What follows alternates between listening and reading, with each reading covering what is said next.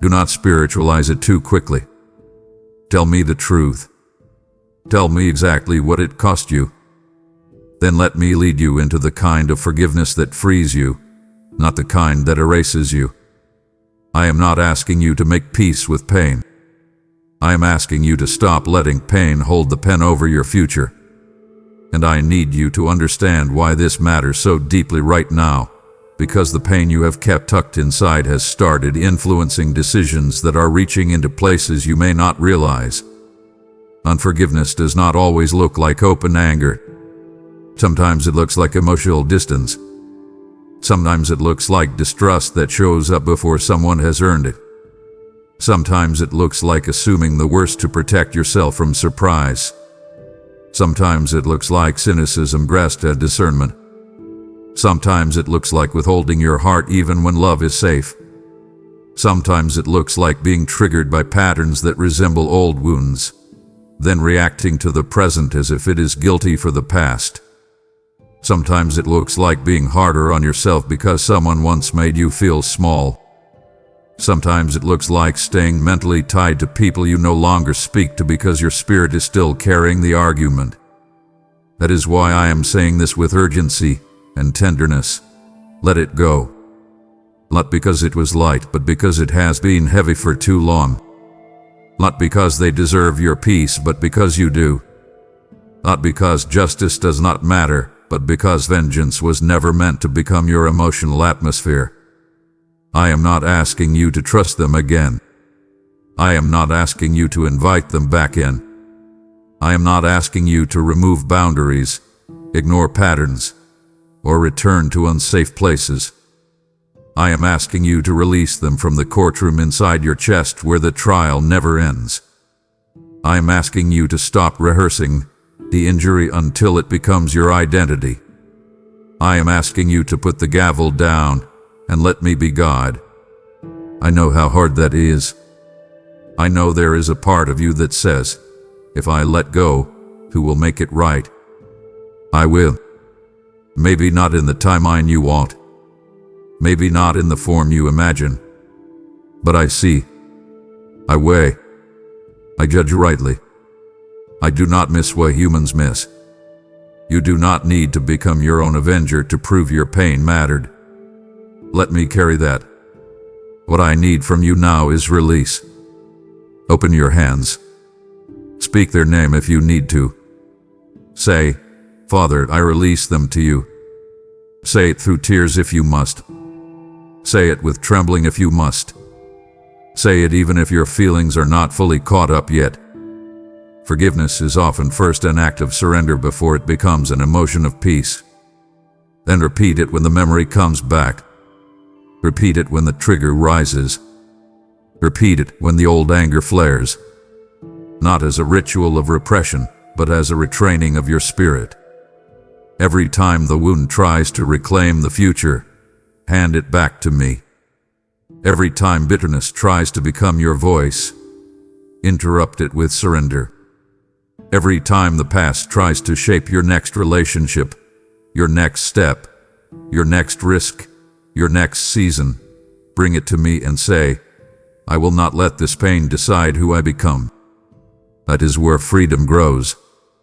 That is where the chest begins to loosen. That is where the breath deepens. That is where peace starts returning to places that have been clenched for years. I want that for you. I want the room in your soul back. I want the tenderness in your heart back. I want the clarity in your mind back. I want the future in front of you to be shaped by healing, wisdom, and my presence, not by an old wound that never got permission to stop speaking. So come now. Lay it down. Release what still lives in your chest. Forgive, not because it was small, but because I refuse to let that pain keep shaping your future one more day. My child, I need you to understand something about the season you are in, because part of your frustration has come from expecting me to move in ways that feel intense, obvious, and emotionally overwhelming, while I have actually been drawing you into something quieter and deeper than what you are used to. You have sometimes looked for me in the dramatic, You have looked for confirmation in the strong feeling, the immediate rush, the sudden emotional lift, the unmistakable wave that makes you feel carried for a moment. And I am not against those moments. I have met you in them before. I have strengthened you through them. I have used them to awaken you, comfort you, steady you, and remind you of my nearness. But I need you to know that I am doing something different in you now. I am calling you into a quieter kind of faith, a deeper kind of trust, a more mature kind of closeness, one that does not depend on emotional intensity to remain secure in my presence.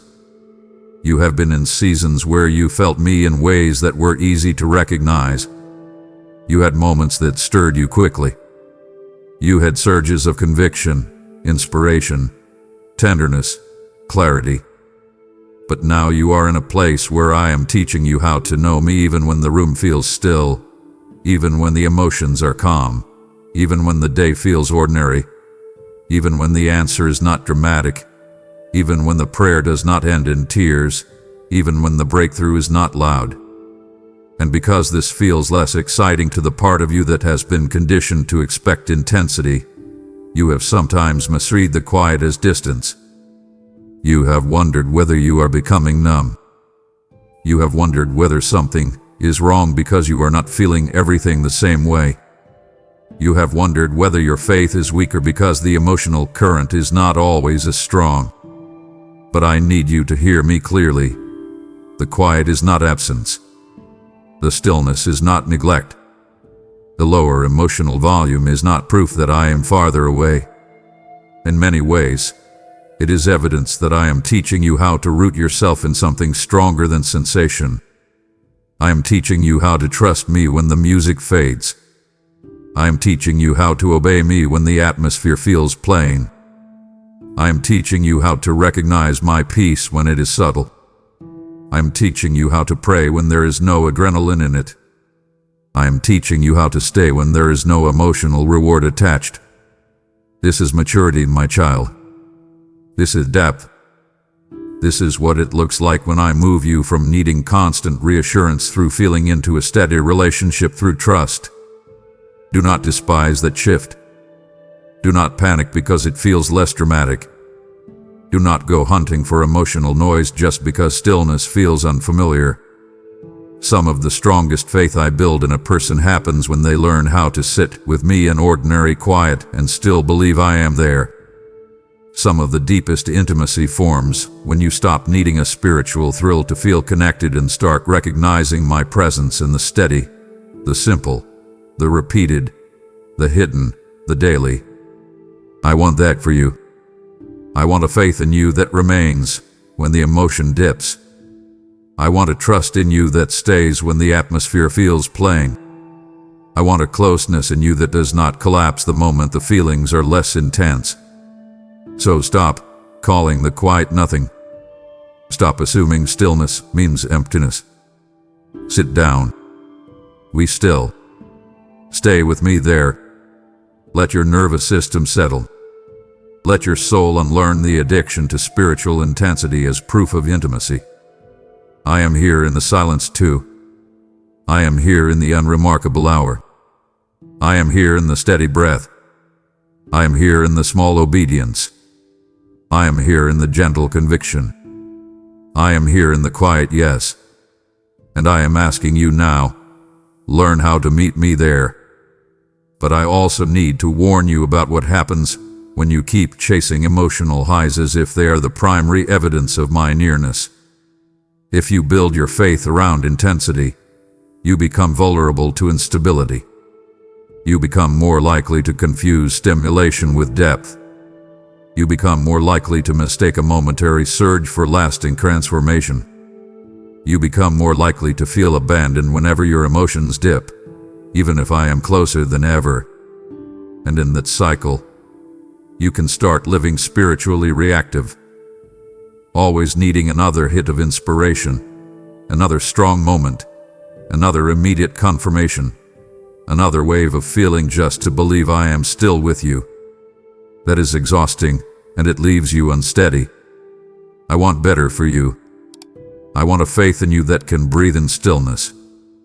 I want a trust in you that can sit in silence without panicking. I want a prayer life in you that is not built only on emotional urgency, but on relational steadiness. So let me train you here. When you sit with me and the room feels quiet, do not rush to fill it. Today, when you pray and do not feel a dramatic response, do not assume I am absent. Say, when you read truth and it lands gently instead of explosively, do not dismiss it. Today, when obedience feels plain, not thrilling, do not downgrade its value. Today, let stillness become a sanctuary instead of a threat. Let quiet become a place where trust deepens instead of a place where fear starts narrating. Let the ordinary become holy again. This is where your roots go deeper. This is where endurance is formed. This is where your spirit becomes less dependent on emotional weather and more anchored in relational truth. And yes, there will still be moments of intensity. There will still be moments when I overwhelm you with comfort, conviction, tenderness, or joy. But I do not want you living from peak to peak while ignoring the sacred ground in between. The in-between matters. The daily matters. The hidden matters. The still matters. I want you to practice this intentionally. Settle yourself before me without needing to feel something immediately. Put your phone down. Put the noise away. Turn off the pressure to manufacture a moment. Breathe. Sit. Listen. Saying, Father, I am here. Then remain. Let the first few minutes feel awkward if they do. Let the restlessness surface if it does. Let the urge to escape the quiet reveal what has been driving you. Do not run from that. Bring it to me. If your mind wanders, gently return. If your heart feels flat, gently stay. If the silence feels exposing, gently remain. This is not emptiness. This is training. This is where I am teaching you how to build a life with me that does not collapse every time your emotions fluctuate. And from that place, you will become stronger than you realize. You will become less easily manipulated by fear. You will become less dependent on external atmosphere. You will become more discerning, more stable, more grounded, more capable of hearing my quieter nudges. You will stop mistaking noise for intimacy. You will stop needing dramatic proof every day. You will begin to recognize the strength of peace, the power of consistency, the beauty of hidden roots. So do not resist this season. Do not misread it. I am not starving you. I am deepening you. I am not withdrawing from you. I am maturing you. I am not less present because things feel quieter. I am inviting you into a steadier, deeper, more resilient kind of faith, one where you stop chasing emotional highs and start learning how to trust me in stillness. Come into that with me. Sit down. Be still. Stay close. Let quiet become holy. Let trust become your new depth. My child, I need you to come very close and hear this without filtering it through your disappointment, because there is a question that has been moving quietly through your heart for longer than you admit. You have been wondering, sometimes directly and sometimes underneath your other prayers, whether I still have a real plan for you. Not a vague plan. Not a general plan that applies to everyone. You have been asking whether I still have something intentional, personal, live, and meaningful for you specifically after everything that has happened, after all the delays, after the mistakes, after the wrong turns, after the relationships that drained you, after the closed doors that confused you, after the waiting that wore you down, after the prayers that seemed to stretch on longer than your strength.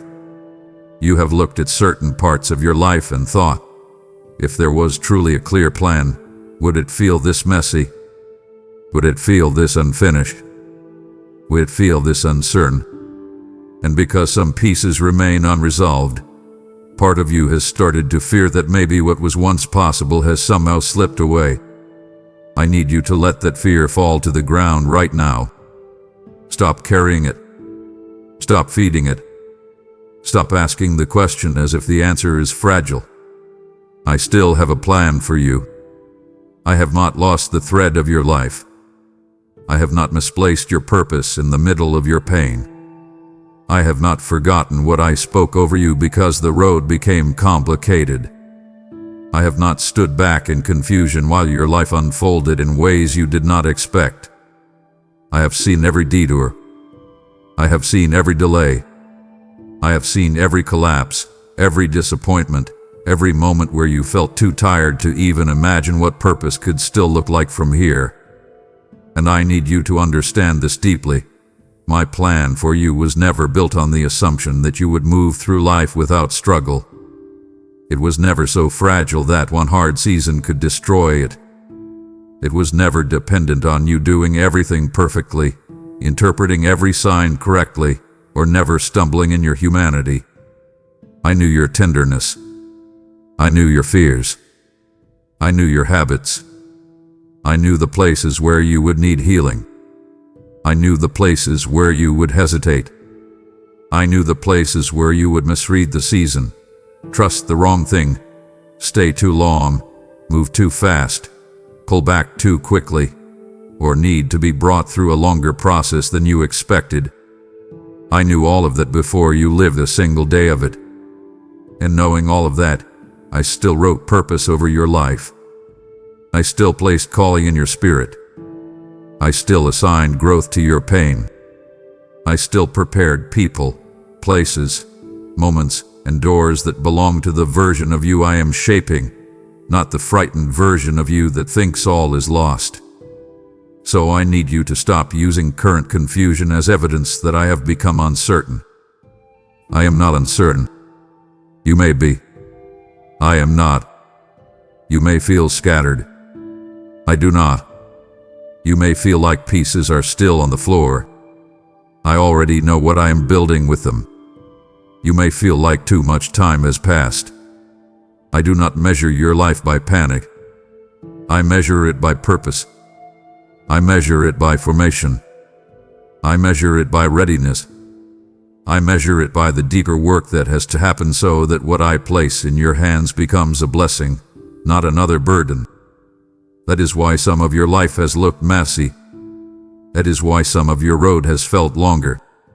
That is why some of your questions have not been answered as quickly as you wanted. It is not because I lost the plan. It is because I am still carrying it. And I need you to stop speaking about your future as if all you have left is leftovers. Stop that. Stop reducing your story to the chapters that hurt the most. Stop interpreting your current season as if it is the summary of everything. It is not. You are in process, not in conclusion. You are in formation, not in finality. You are in movement, even if it feels slower than you hoped. So lift your head.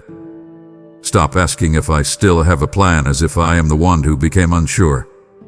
I have never lost hold of what I promised, even in the parts of your life that feel the least organized to you right now. But I also need you to understand why this question has become so important, because if you keep doubting that I still have a plan, you will start living defensively instead of faithfully. You will start settling for what is merely available because you no longer believe what is aligned still exists. You will start accepting half measures because full hope feels too risky. You will start shrinking your prayers, shrinking your obedience, shrinking your expectations, shrinking your willingness to prepare, because part of you will assume there is no point in stretching toward something you secretly think may never come. That is why I am interrupting that lie now. I need you to stop living like someone whose future has already been decided by disappointment. You are not abandoned to randomness. You are not floating without intention. You are not improvising your way through a universe that has forgotten your name. You are mine, and I am intentional with what is mine. So here is what I want you to do. Stop asking, do you still have a plan? And start asking, how do I align with what you are already doing? That question will change the way you move. That question will take you out of passive doubt and bring you into active trust. Ask me what needs to be cleared out. Ask me what old identity still needs to die. Ask me what distractions need to lose access. Ask me what habits need strengthening. Ask me what conversations need courage.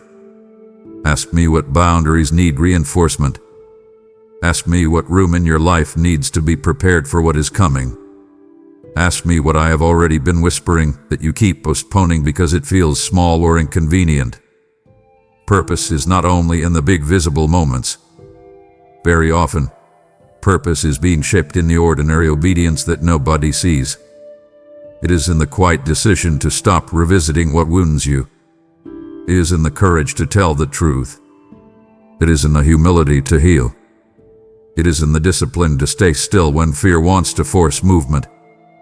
It is in the willingness to trust me before everything makes sense. I want you to become the kind of person who prepares for promise even while some details remain unclear. Clean the inner room. Make space. Strengthen your spiritual posture. Stop cluttering your days with what drains you. Stop filling your mind with narratives that contradict what I have already been showing you. Return to the simple things that keep you close to me. Sit with me. Listen. Obey. Trust the next step. Let me handle the architecture while you handle the alignment. And if you feel grief over how different your life looks from what you once imagined, bring that grief to me too. I can hold it. I can redeem even the parts that do not look the way you expected. Sometimes the plan unfolds through roads you would never have chosen, but that does not make it less purposeful.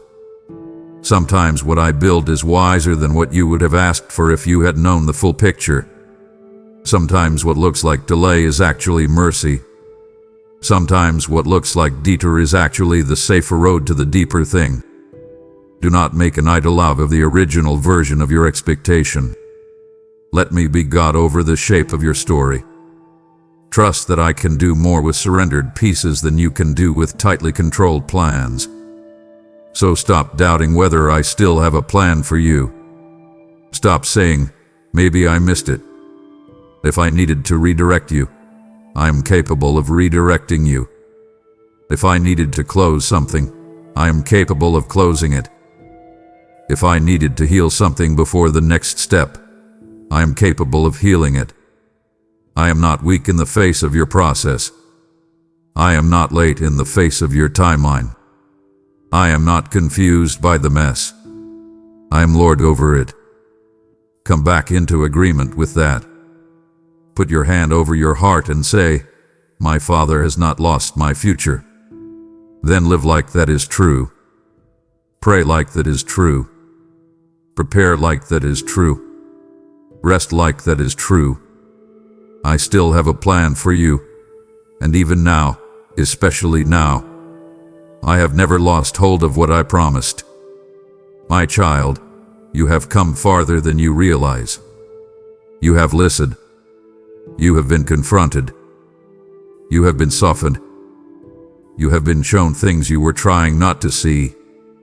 You have been invited to release what was draining you, to step back from what was weakening you, to stop returning to what I was closing, to trust me in stillness, to stop believing the lies that have tried to name you, to let me touch the places that still hurt, to forgive what has been living in your chest, to believe again that you are not forgotten, not behind, not disqualified, not abandoned, not too late. You have come through all of that.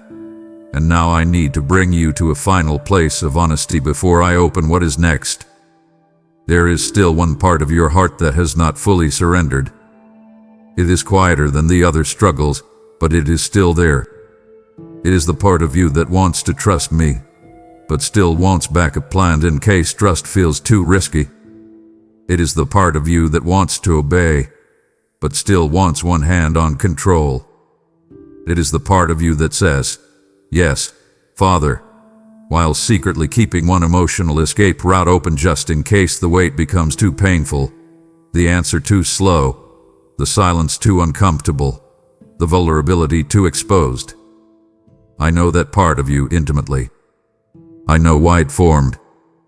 It did not appear because you are rebellious in some dramatic way. It formed because you have been hurt. It formed because uncertainty once cost you. It formed because when you felt powerless before, you learned to build hidden contingency plans so you would never feel that exposed again. You learned to keep an extra door cracked open.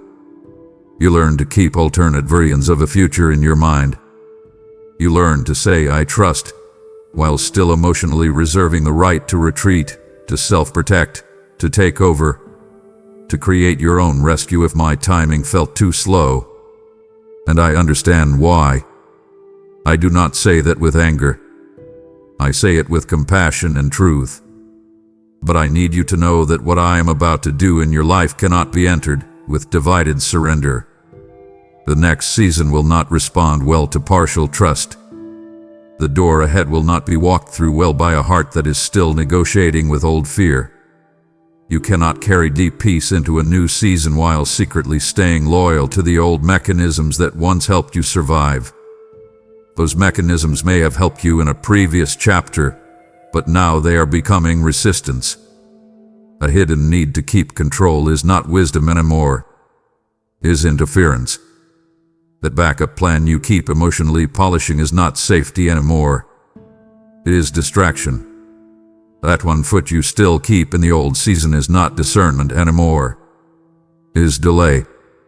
So I am asking you now very directly, very personally, give me that part too. Bring me the hidden contingency. Bring me the private alternative. Bring me the emotional escape route. Bring me the secret script you keep in your mind in case you decide my way is taking too long. Bring me the old attachment you still keep just in case. Bring me the fantasy version of how you will rescue yourself if the discomfort becomes too much. Bring it all here. Lay it down. Put both feet in the new. Stop hovering between surrender and self-preservation. Stop calling divided trust balance. It is not balance. It is fear with a spiritual vocabulary. And I love you too much to let fear come with you into what is next as if it belongs there. It does not. This is your moment. This is the threshold. This is where you stop looking backward for emergency exits and finally let me become enough of the road ahead. So come here. Open your hands. Empty them fully. Tell me the truth. Tell me what you are still holding. Tell me what you still do not want to release. Tell me what you still check, still keep, still imagine, still prepare in secret. Then let me take it. I am not trying to leave you vulnerable and unprotected. I am trying to free you from the exhausting burden of being your own hidden savior.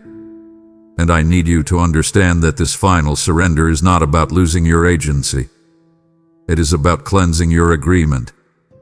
I want your yes to become clean. I want your obedience to become undivided. I want your trust to become whole enough that when the next step opens, you do not keep dragging old uncertainty into it and then wondering why peace feels delayed. There is a difference between wise preparation and fear-based backup plans. Wise preparation aligns with what I'm saying. Fear-based backup plans exist because you do not fully trust what I am saying. One flows from peace. The other flows from suspicion. I need you to discern which one has been living in you. Some of your backup plans are not practical. They are emotional. Some are not visible on paper. They live in your heart. They look like this: keeping attachment to an old connection in case the new season feels lonely. Keeping a mental option to return to a draining pattern if surrender feels too empty. Keeping an internal script that says, if this does not work soon, I will take over.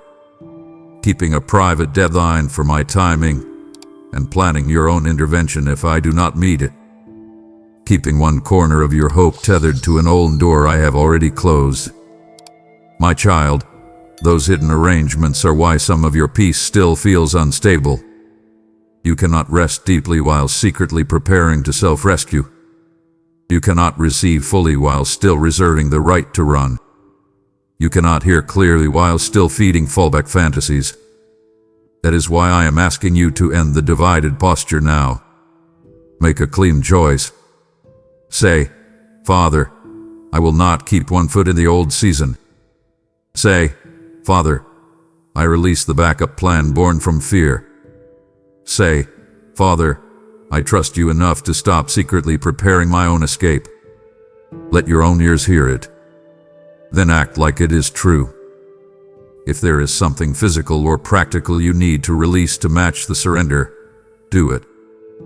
Close the tab. Delete the number. Stop checking the path behind you.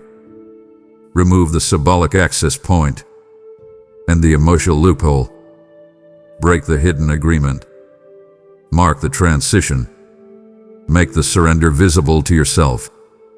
Because your heart often needs concrete acts to fully follow what your spirit is agreeing to. And when fear rises later, and it may because old reflexes do not vanish without protest, bring it to me immediately. Do not negotiate with it. Do not let it rebuild a backup plan overnight.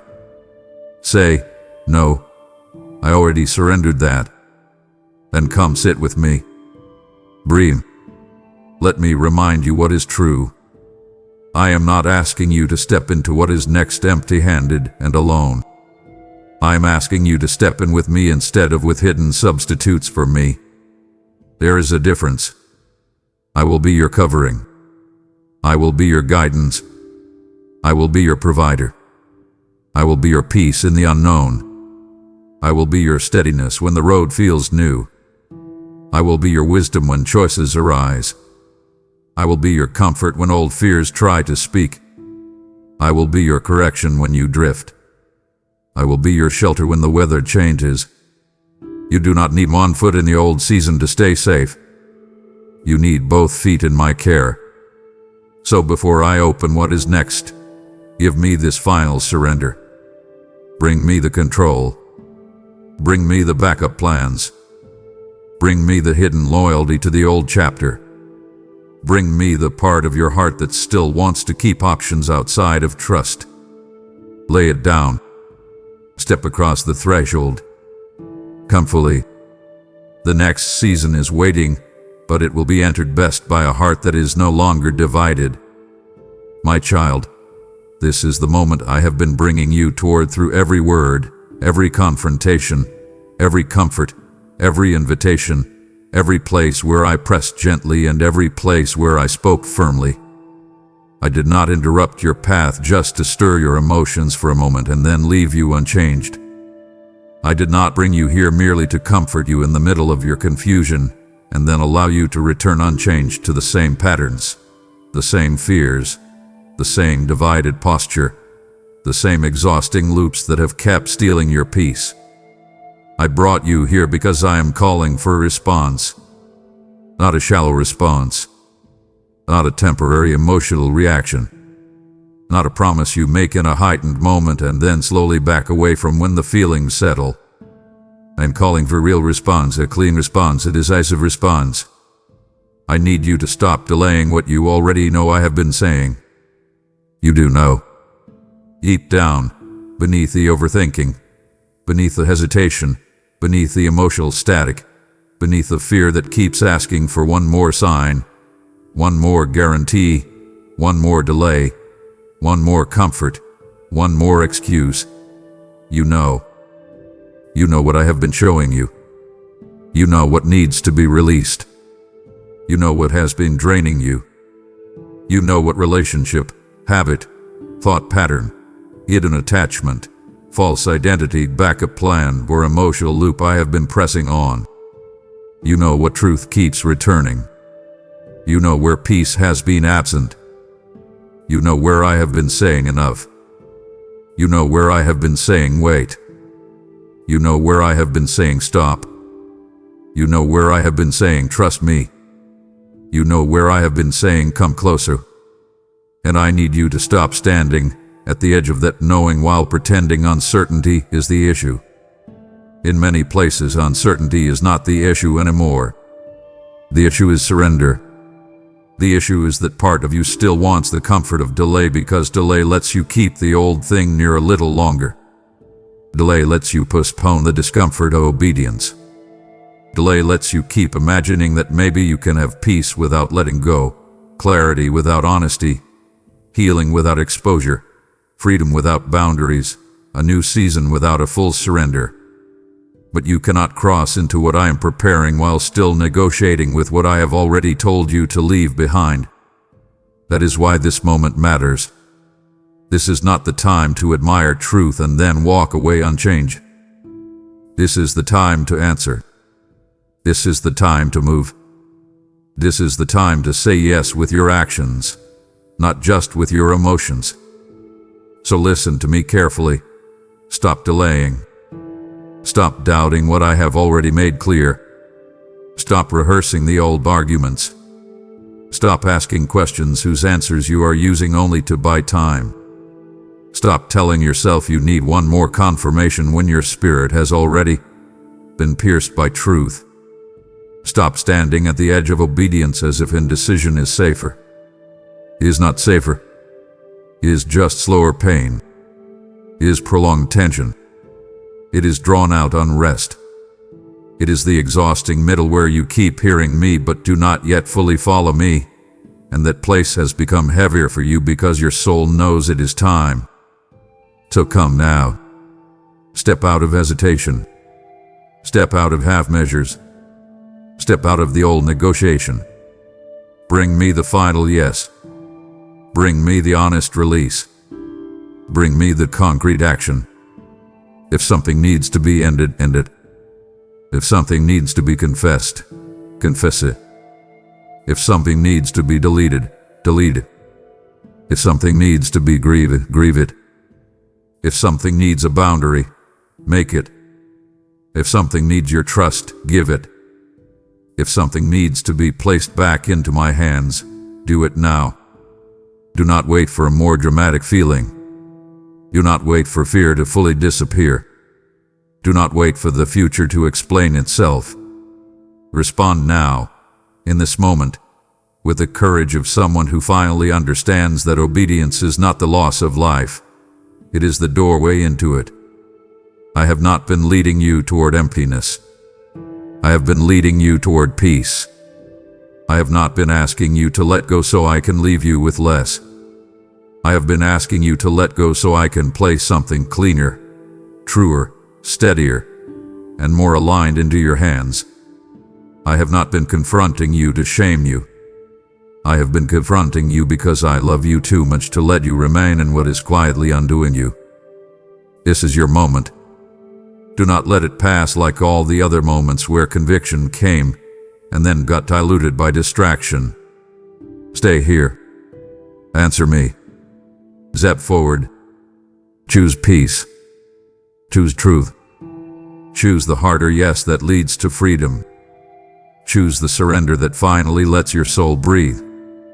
And I need you to understand the beauty and seriousness of what happens when you truly respond, because this is not just about one decision. It is about a threshold. This is where old cycles lose their authority because you stop feeding them. This is where confusion loses leverage because you stop entertaining what I have already exposed. This is where fear loses volume because you stop treating it like your counselor. This is where your heart begins to feel the relief that comes from a clean internal agreement. This is where peace stops being a distant concept and starts becoming the atmosphere of your actual life. But that atmosphere will not be built by admiration alone. It will be built by obedience. It will be built by the quiet, real, sometimes painful, always holy decisions that say, I trust you enough to move. That is what I am asking from you now. Do not make this merely a moment of inspiration. Make it a marker, Let this become a line in the sand. Let this become the place you remember as the day you stopped negotiating with what was draining you. Let this become the day you stopped building your identity around lies. Let this become the day you stopped asking whether I still had a plan and started aligning with the one I never dropped. Let this become the day you stopped revisiting what I had already closed. Let this become the day you stopped calling anxiety wisdom, stopped calling delay abandonment, stopped calling control safety, stopped calling divided trust maturity. Let this become the day you finally believed that I was not trying to take something precious from you. I was trying to rescue you from what has been quietly stealing your life. So do something now. Make it real. Whisper the prayer. Speak the name. Release the thing. Write the boundary. Send the honest message of I have led you to. Step back from the unhealthy access. Shut the old door. Turn off the noise. Sit with me in stillness. Cry if you need to. Breathe if you need to. But do not leave this moment unchanged. I am not asking for perfection. I am asking for movement. I am not asking you to have every feeling aligned before you obey. I am asking you to obey and let your feelings catch up in the safety of my presence. I am not asking you to be fearless. I am asking you to trust me more than you trust fear. That is enough. Bring me your trembling yes. Bring me your imperfect surrender. Bring me your weary but willing heart. Bring me your tears, your grief, your uncertainty, your hope, your pain, your questions, your longing, your unfinished places. Bring it all. I can hold it. I can lead you through it. I can strengthen you in the middle of it. And hear me with all the tenderness and authority of a father who has walked with you through every hidden battle. If you respond to me here, if you obey what I have been making clear, if you stop delaying and step fully into what I have been calling you toward, you are going to feel something shift. It may not all become visible in one instant, but something inside you will know. The weight will begin to lift. The fog will begin to thin. The inner war will begin to quiet. The old grip will begin to loosen. The room in your soul will begin to clear. And in that clearer place, you will recognize that I was not only speaking to you, I was preparing you. I was not only comforting you, I was calling you. I was not only reminding you that I see you, I was leading you out. So now, my child, do not stand there any longer. Do not delay the freedom I am offering. Do not hesitate at the threshold. Come fully. Step into the peace. Step into the release. Step into the truth. Step into the obedience. Step into the next season with both feet. I am here. I am with you. I have gone before you.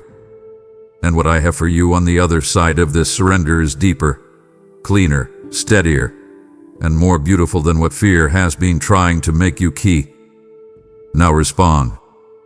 Now trust. Now move.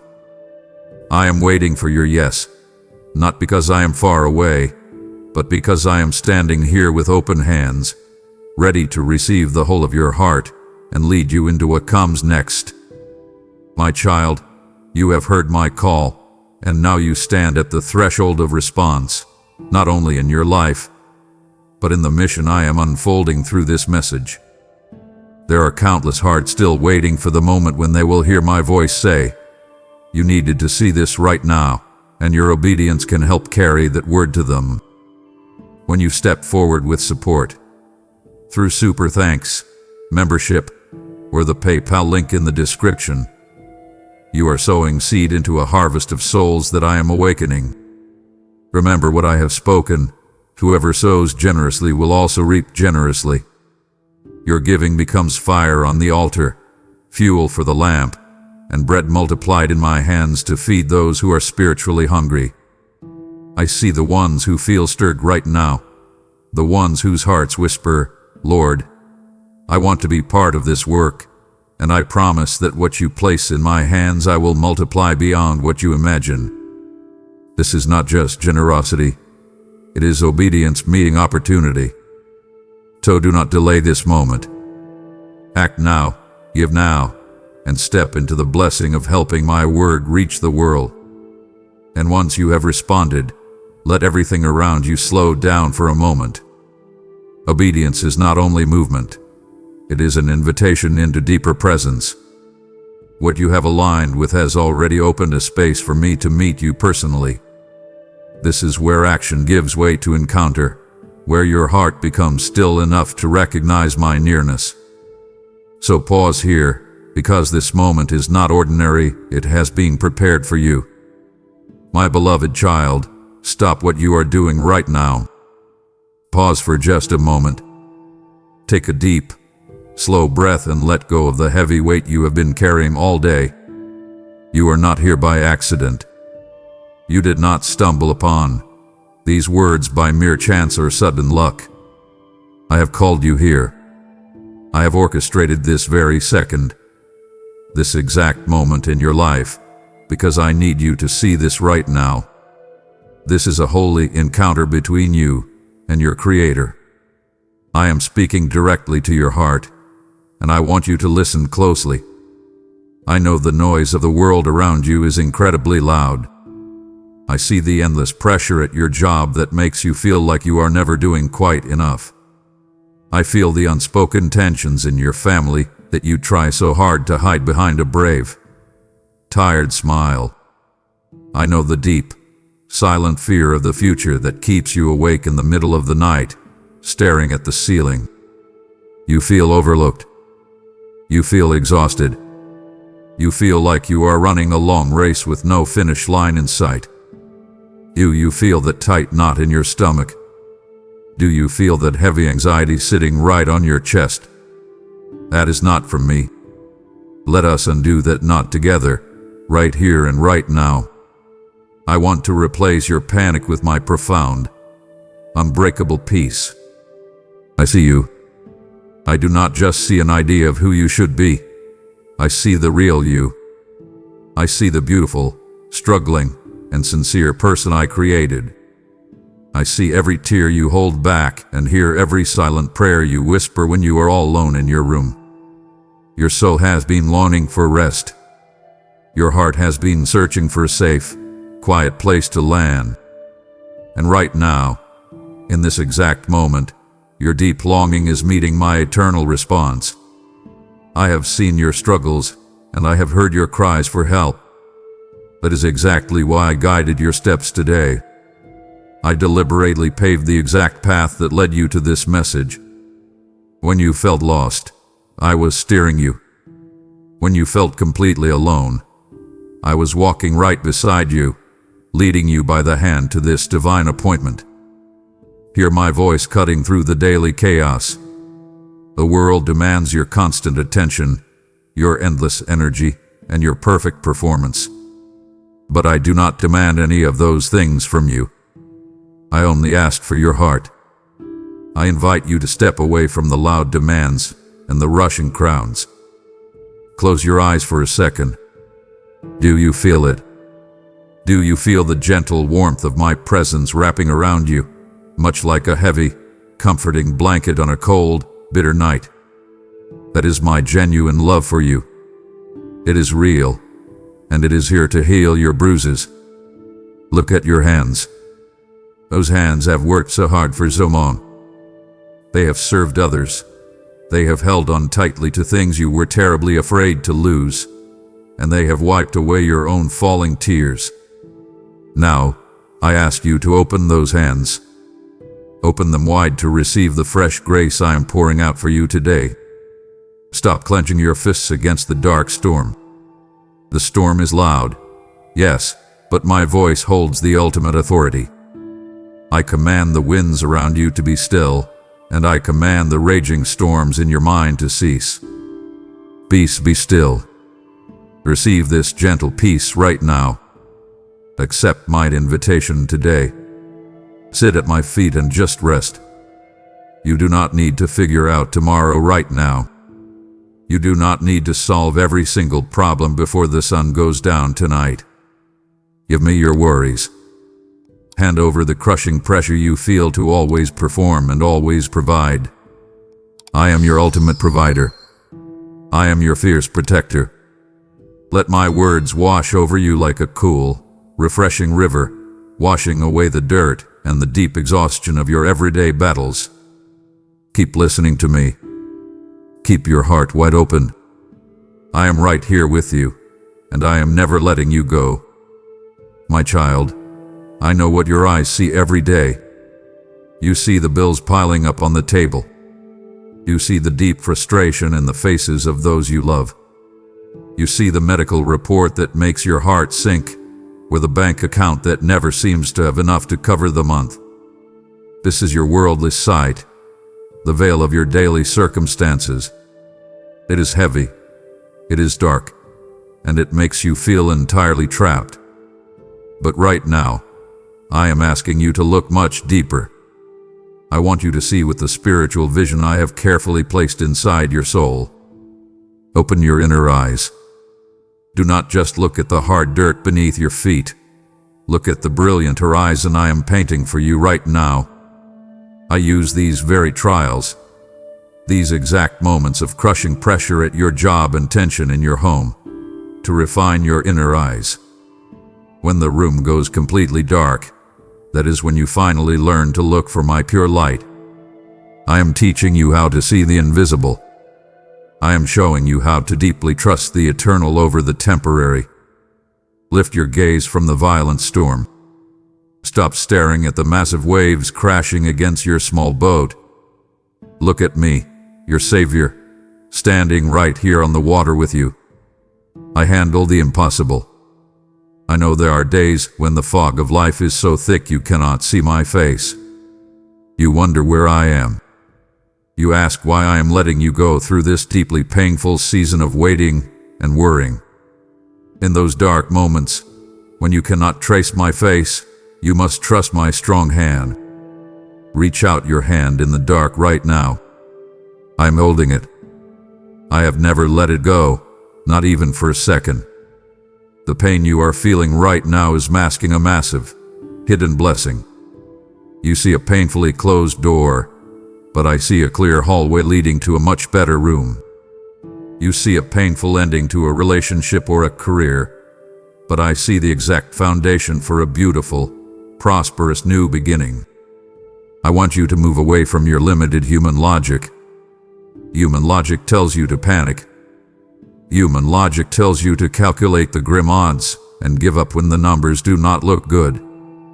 But divine revelation tells you that I am the creator of the universe, and I am actively working all things for your ultimate good.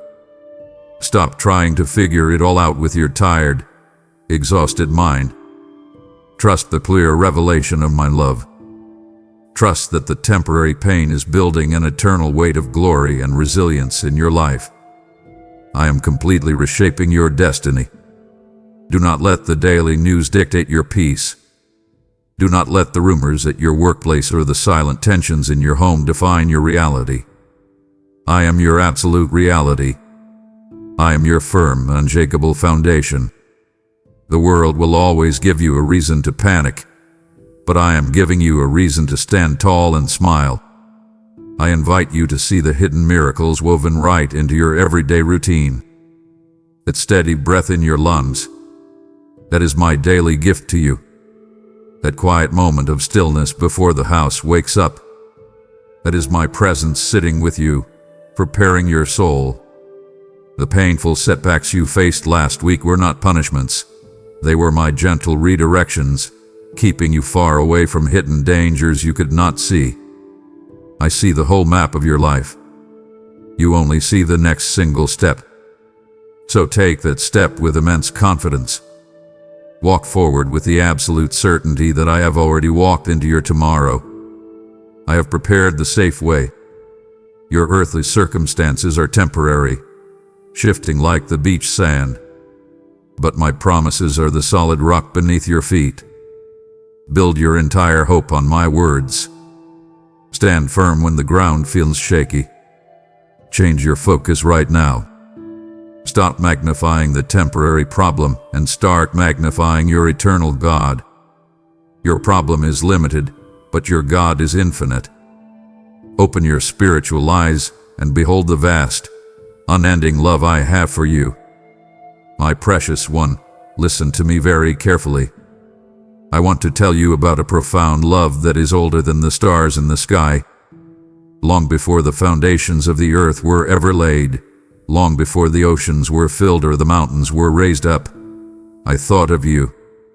I saw your specific face. I knew your exact name. I crafted your personality, your unique laugh, and even the way you think and solve problems. You are not an afterthought. You are a deliberate, beautiful masterpiece. I chose you specifically for this exact generation. I knew the intense challenges this modern world would face today, and I decided that the world desperately needed you. I placed you in your specific family, in your workplace, and in your community for a profound, world-changing purpose. Do not ever look in the mirror and call yourself a mistake, a burden, or a failure. When you do that, you are doubting the perfect, intentional work of my hands. Look at yourself today entirely through my eyes of deep, endless compassion. When you doubt your worth, when the harsh world tells you that you are not smart enough, wealthy enough, or successful enough, I want you to look directly at the cross. Look at the painful scars on the hands of my son. Those scars are the ultimate, undeniable proof of your immense worth. I paid the highest possible price for you because you are my most treasured possession in the entire universe. I gave absolutely everything to buy you back from the dark isolation of sin. Do you really think I would abandon you now, over a missed deadline at work or an angry argument with your spouse? Absolutely not. My love for you does not change based on your daily performance or your mood. It is an unconditional, unrelenting, furious love. Nothing in all of creation, no sudden job loss, no scary sickness, no broken relationship, no secret addiction, no deep depression, can ever separate you from my love. You are permanently tethered to my heart with a bond that cannot be broken by any earthly or spiritual force. I know you deeply carry the heavy baggage of your past mistakes. You constantly replay your embarrassing failures in your mind late at night. You think about the times you lost your temper with your kids, the times you made the wrong financial choice, the times you walked away from me and tried to do it alone. Let it go.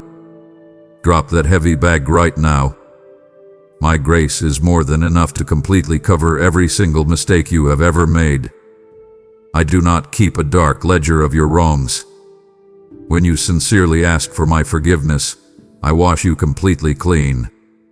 I hurl your sins into the deepest ocean, never to be remembered or used against you again. So forgive yourself. Stop holding tightly to the toxic guilt that I have already taken away. Stop punishing yourself daily for a massive debt that my son already paid in full. I strictly invite you to step into the warm, healing sunlight of my grace today. Feel the clean, fresh start I am personally handing to you right now. Accept it. I love you deeply, entirely, and perfectly. Let this divine, unconditional love sink deep into your tired bones. Let it immediately heal the sensitive places where the world has rejected you or made you feel small. You belong to me. You are accepted. You are deeply loved. Rest securely in that eternal truth today. My child, bring your heavy, exhausting burdens to me right now. I see you dragging that massive weight behind you every single day. The constant stress of paying the rising bills, the deep anxiety about your children's unpredictable future, the overwhelming pressure to keep everyone around you happy. It is entirely too much for you to carry alone. You were never designed by me to carry the weight of the world on your fragile human shoulders. I am the Almighty One who sustains the universe, and I am the exact one who promises to sustain you. Cast your daily cares upon me. Literally, throw them into my strong, capable hands. I can easily handle the things that keep you awake and staring at the ceiling at night. I can effortlessly manage the impossible situations that make you feel like you are suffocating. Why do you spend so much of your precious, limited energy worrying about a future that I already hold securely in my hands? Worry is a cruel thief. It aggressively steals your joy today by making you fear a tomorrow that has not even happened yet. It traps you in a vicious, spinning cycle of what if. What if the doctor calls with bad news? What if the company downsizes and I lose my income? What if I never find the right person to share my life with? I command you to break those toxic chains of what if with the solid, unbreakable truth of I am. I am your provider. I am your ultimate healer. I am your deep peace. When you obsess over the what-ifs of life, you lose sight of the I am who is walking right beside you in your living room. Stop endlessly calculating the worst-case scenarios in your head. Instead, directly trade your heavy, exhausting yoke for my light, easy burden. I am inviting you right now into a gentle rhythm of grace.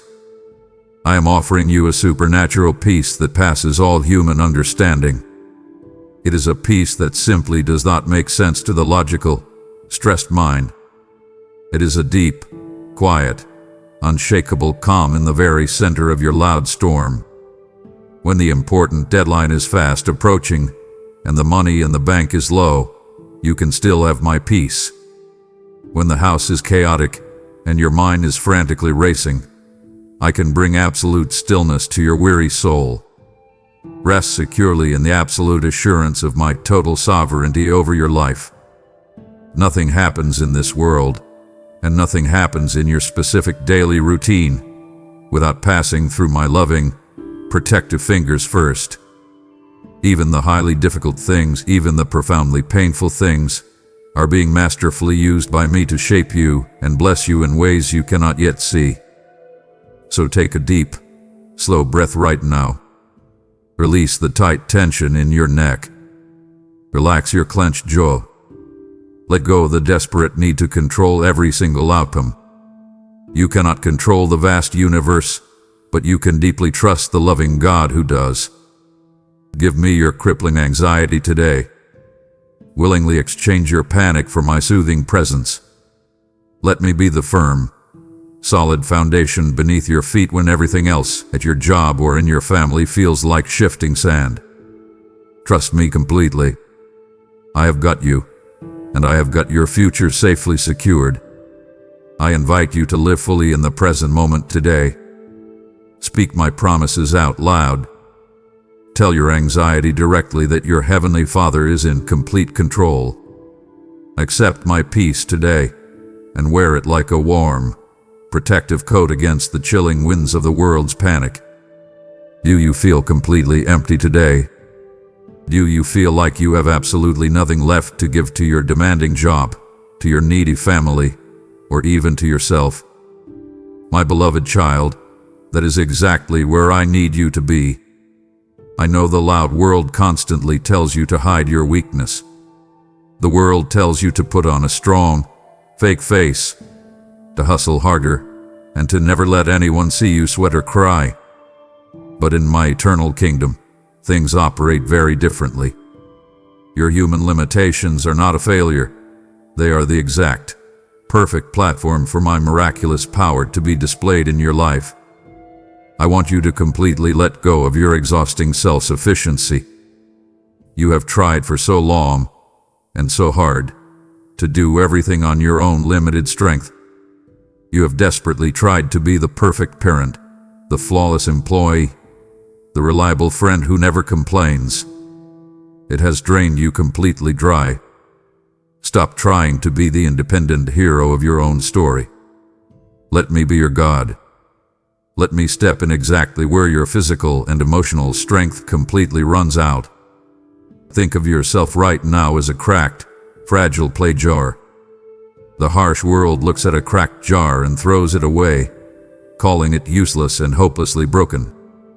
But I am the master potter. I gently take that cracked jar. I place my blinding, brilliant divine light inside it, and I let my glory shine brightly through your exact cracks and broken places. Your vulnerability is incredibly beautiful to me. Your weakness is the very thing that makes you relatable, deeply compassionate, and completely ready to be used by my Spirit to help others. Just like the Apostle Paul discovered in his deepest trials, I want you to learn to genuinely boast in your infirmities. I want you to realize that when you are totally weak, then you are truly, supernaturally strong, because my strength is made absolutely perfect in your exact weakness. When you humbly admit that you cannot do it alone anymore, you finally make the necessary room for me to do what only I can do. I see you currently facing real challenges that feel far too big for you. Perhaps you have been handed a massive responsibility at work that you feel completely unqualified to handle. Perhaps you are desperately trying to guide a stubborn child through a difficult phase, and you feel entirely unequipped and lost. Find profound courage right now, even when your own emotional reserves are totally empty. I do not call people who are already perfectly equipped and flawless. I personally equip the people I call. If I have placed a difficult task in front of you, if I have given you a complex family to raise or a demanding job to do, I will instantly give you the exact tools, the precise wisdom, and the supernatural energy you need to accomplish it. Do not shrink back in fear because you think you are not smart enough or physically strong enough. You are filled with my Holy Spirit.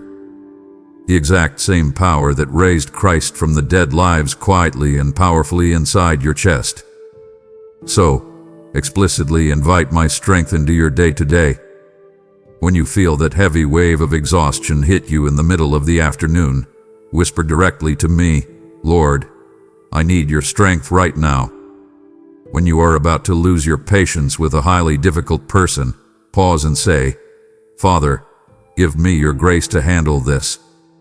I am a constant, endless supply of power for you. You do not have to generate the energy yourself. You just have to deliberately connect to the source. Plug your tired, depleted soul into my eternal power. Stop looking at your own limited bank account, limited energy, or limited patience, and start looking at my unlimited heavenly supply. Step forward with bold, aggressive confidence today, not because you are great, but because the God who lives inside you is unmatched in glory and might. You are invincible when you walk directly in my power. My beloved child, do not close this screen. Do not walk away just as I am beginning to violently break the heavy chains around your life. It grieves my heart deeply when you turn back to the noisy, toxic world right when your massive breakthrough is only inches away. You asked me for an answer, and I am giving it to you right now. Do not abandon our sacred conversation. Stay with me. Listen closely. What I am about to tell you next is the exact lifeline you have been begging me for in the dark.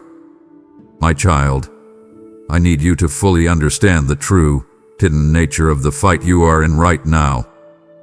You look at your difficult boss, your uncooperative neighbor, or your frustrated spouse, and you incorrectly think they are the enemy.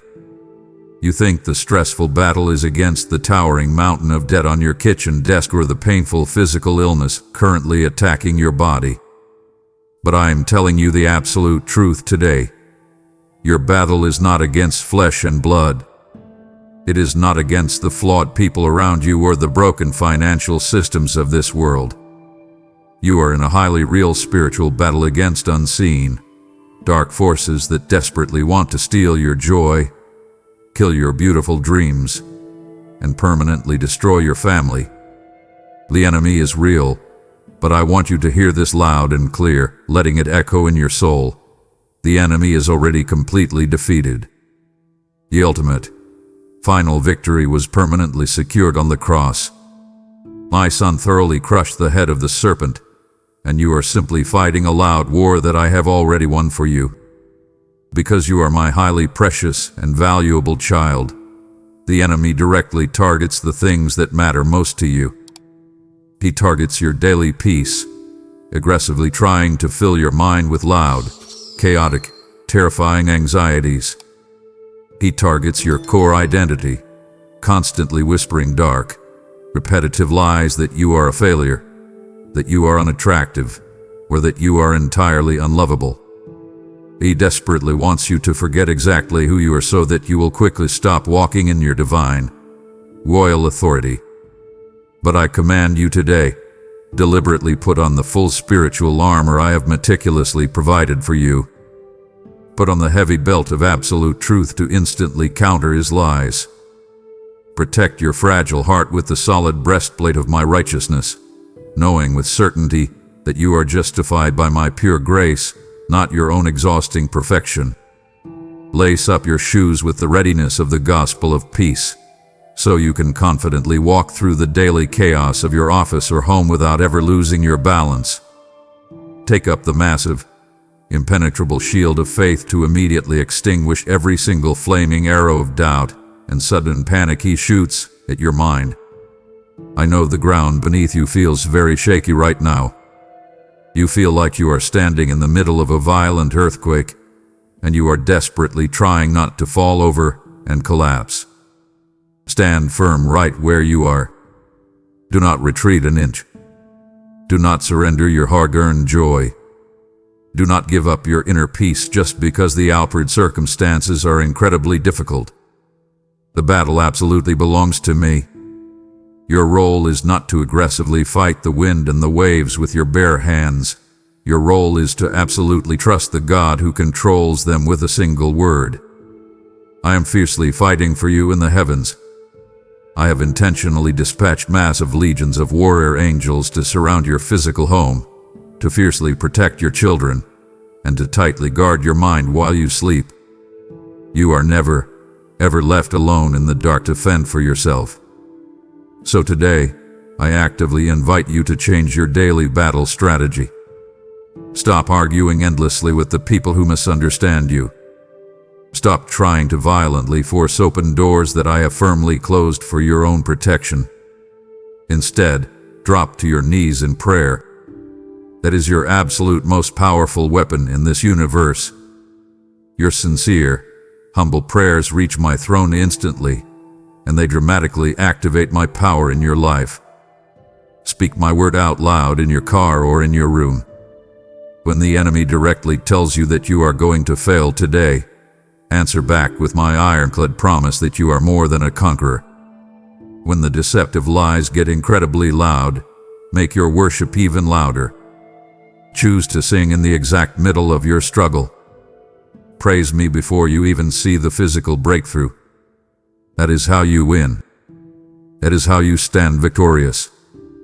Keep your eyes permanently locked on me.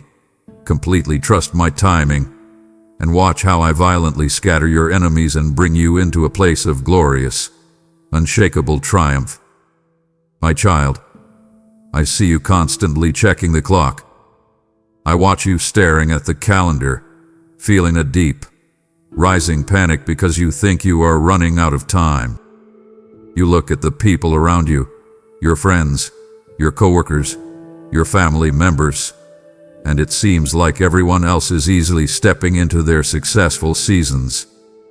They are getting the promotions, finding the relationships, and buying the houses, while you feel completely stuck in a dry, empty waiting room. You feel the intense urgency of your biological clock ticking, your financial runway getting shorter, and your career timeline slipping away. You cry out to me, asking why I am taking so incredibly long to answer your desperate prayers. But I want to tell you a profound truth today. I am never late. I may seem agonizingly slow to your rushed, anxious human mind, but my timing is absolutely, flawlessly perfect. I operate outside of your earthly clocks and calendars. I see the entire picture from the beginning to the exact end. and I am meticulously arranging every single detail for your ultimate good. I need you to completely change how you view this current season of waiting.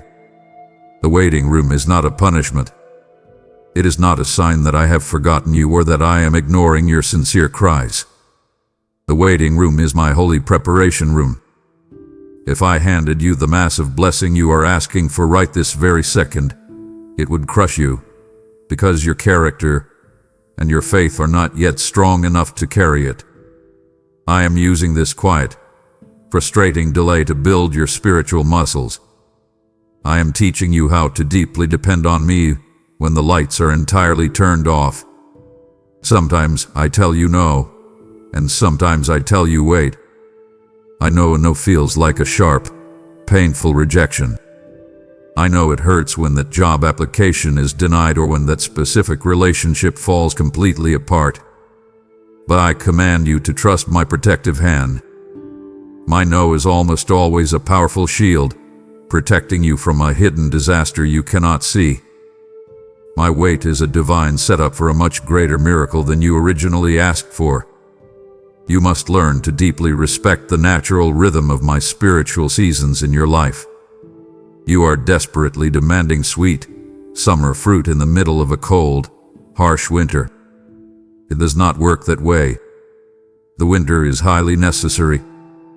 The winter forces the roots of the tree to grow much deeper into the dark, hidden soil so it can survive the coming storms. Let your roots grow deep into my love right now. Do not rush the delicate process. There is a massive danger in trying to aggressively force a solution just because you are tired of waiting. Do not try to birth an Ishmael out of pure panic when I have clearly promised you an Isaac. When you take matters entirely into your own exhausted hands, you create unnecessary chaos and lasting heartache. I invite you to entirely drop your frantic timeline today. Take a deep breath and surrender your urgent deadlines to me. Rest completely in the quiet stillness of my perfect schedule. I am actively working heavily behind the scenes of your life right this very minute. Just because you cannot see the physical evidence does not mean I am sitting still. I'm aligning the right people, opening the correct doors, and moving massive obstacles permanently out of your way. Your sudden breakthrough will happen at the exact right millisecond. Until then, I command you to stand firm and wait with aggressive, joyful expectation. Praise me loudly in the waiting room. Thank me for the closed doors just as much as you thank me for the open ones. Look at me, trust my unwavering character, and know that the beautiful future I have specifically prepared for you is entirely worth the wait. My beloved one, let us talk about the heavy, rusted chain you are dragging around your tired ankle every single day. It is the suffocating chain of unforgiveness and deep, lingering bitterness. I see exactly who hurt you. I saw the painful betrayal by someone you deeply trusted. I saw the spouse who walked away, the friend who lied, or the parent who utterly failed to show up and protect you when you needed them most. I know your pain is highly justified, and I know your deep anger feels like a protective shield keeping you safe from being hurt again. But I must tell you the absolute truth. Your bitterness is not protecting you. It is actively poisoning you. It is a dark, heavy cloud that directly blocks the warm, bright flow of my blessings into your daily life. You cannot physically reach out and grab the beautiful, new things I have for your future while your hands are tightly clenched around the painful ashes of your past. I command you today to completely release the massive debt that others owe you. I know they do not deserve your forgiveness. I know they have not offered a sincere apology or tried to make things right. But forgiveness is not about validating their bad behavior. It is entirely about setting your own soul completely free. When you refuse to forgive, you remain permanently locked inside a dark prison cell with the person who hurt you. I hold the key to that cell, and I am handing it to you right now. Unlock the door. Let them go. Release them from your internal courtroom, and hand their ultimate judgment completely over to me. I am a perfectly just God, and I will handle all the unfair scales of your life. When you surrender your deep demand for revenge or a perfect apology, you suddenly make vast, open room in your heart for my supernatural healing to begin. Look directly at the cross where my son bled and died. Look at how he looked down at the very men driving the heavy nails into his hands and whispered, "Father, forgive them." That is the exact, miraculous power of a heart completely washed clean by my blood. My blood covers your sins, and it also covers the profound sins committed against you. I have already forgiven you for every single mistake you have ever made. Now, I am inviting you to extend that exact same radical grace to the people who broke your heart. But listen to me closely. You must also learn to completely forgive yourself. You carry so much toxic, heavy guilt for the bad choices you made when you were in pure survival mode. You constantly replay your embarrassing failures, punishing yourself over and over again. Stop it right now. I command you to drop the heavy stones you are using to beat yourself up. Leave the painful past entirely behind you today. The past is a dead place, and you cannot find living water in a dry graveyard.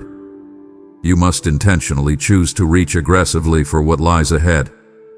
The beautiful healing you so desperately want begins with a single, firm choice to let go. Speak it out loud in your room right now. I choose to forgive. I choose to release the heavy debt. Feel the physical weight immediately lift off your tight shoulders. Feel the fresh air rush into your tired lungs. I am breathing brand new life into your weary spirit. As you let go of the deep bitterness, I will instantly fill that empty space with my overwhelming, unspeakable joy. Walk forward today as a completely free child, unbound by the past, and totally ready to experience the massive, overflowing love I have prepared for you. Do you feel like you are walking alone through a dry, barren wilderness right now? I see you looking at your empty bank account, and I feel the sharp, cold wave of sudden panic hitting your chest. I see you looking at your severely depleted energy, wondering how you are going to physically make it through the rest of this highly demanding week. The wilderness is a very real, incredibly scary place.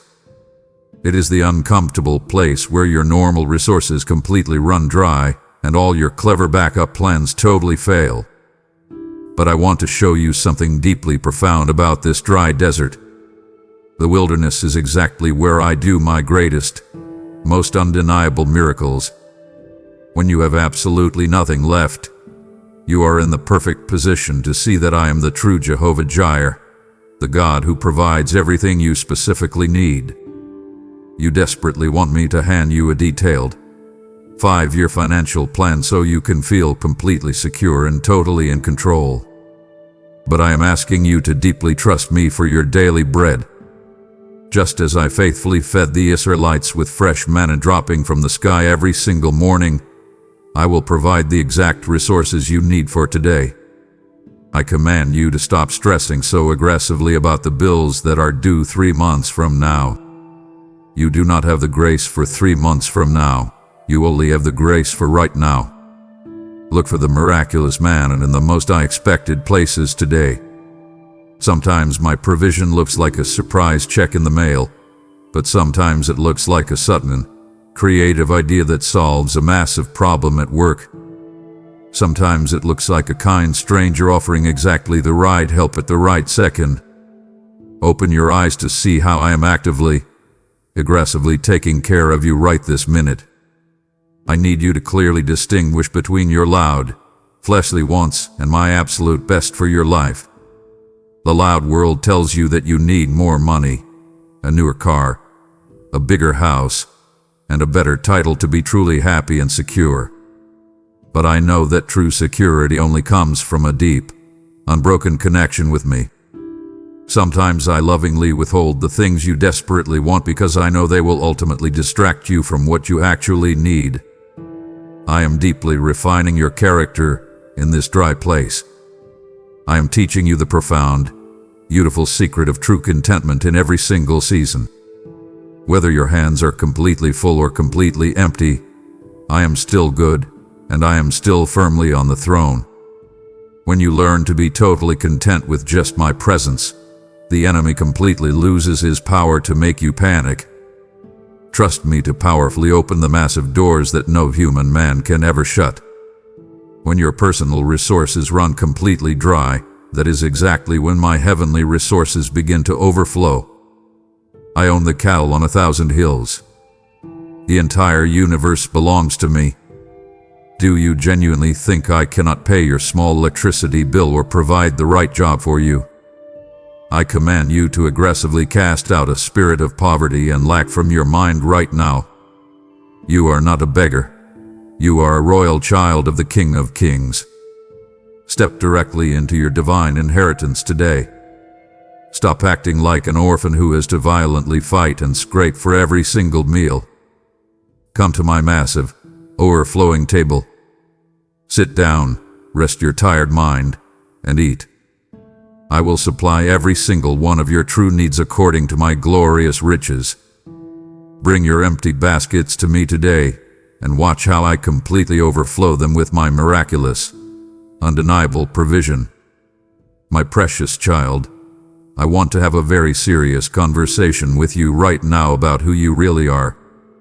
You spend so much of your day listening to the loud, critical voices in your head. You listen to the cruel things your ex-partner said about you. You listen to the subtle, condescending remarks from your difficult boss.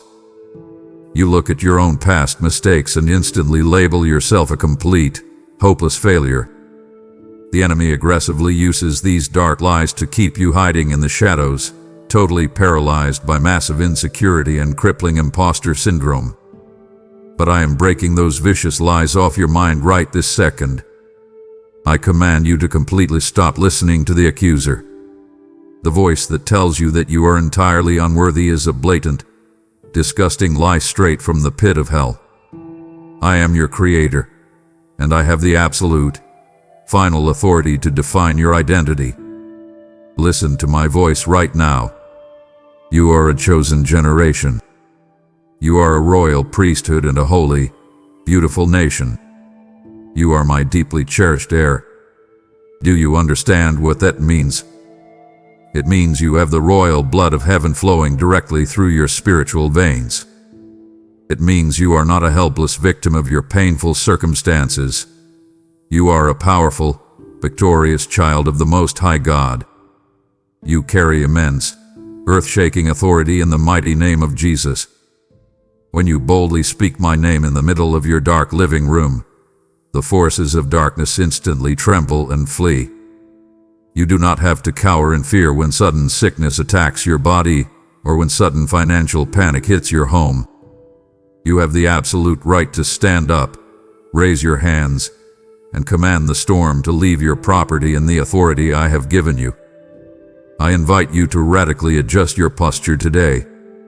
Stop walking around with your shoulders slumped and your head staring down at the dirt. I have placed a beautiful, invisible crown of royal favor directly on your head. Walk in the profound dignity of a son or daughter of the King. Hold your head up high, not with worldly arrogance, but with deep, unshakable, holy confidence. You do not have to exhaustingly prove your worth to anyone at your job or in your family ever again. Your ultimate worth was permanently settled the exact moment my son died for you. You are fully accepted, completely justified, and perfectly loved. You have an eternal, glorious inheritance that is being kept perfectly safe in heaven for you. It can never perish, spoil, or fade away. I command you to actively change your daily mindset today. Stop living your life for victory, aggressively struggling and striving to finally win a battle that exhausts you. Instead, you must learn to live directly from victory. The ultimate battle is already completely over. You are simply walking out the physical manifestation of a spiritual war I have already won. Silence the dark accuser today with the solid, sharp truth of my holy word. When the enemy whispers that you are entirely alone, boldly declare that I will never leave you. When he loudly tells you that you will inevitably fail, declare that you can do all things through Christ who gives you strength. Step fully into your royal identity right now. Own it. Believe it deep in your bones. You are mine, you are highly favored, and you are destined for massive, unstoppable greatness. You are walking in the immense power of my royal kingdom today.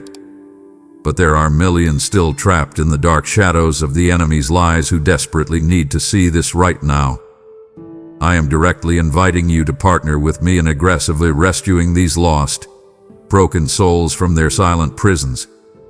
When you generously sow your financial seed to support this message, you become the blazing torch that physically carries my healing light into the deepest, coldest places of worldly despair.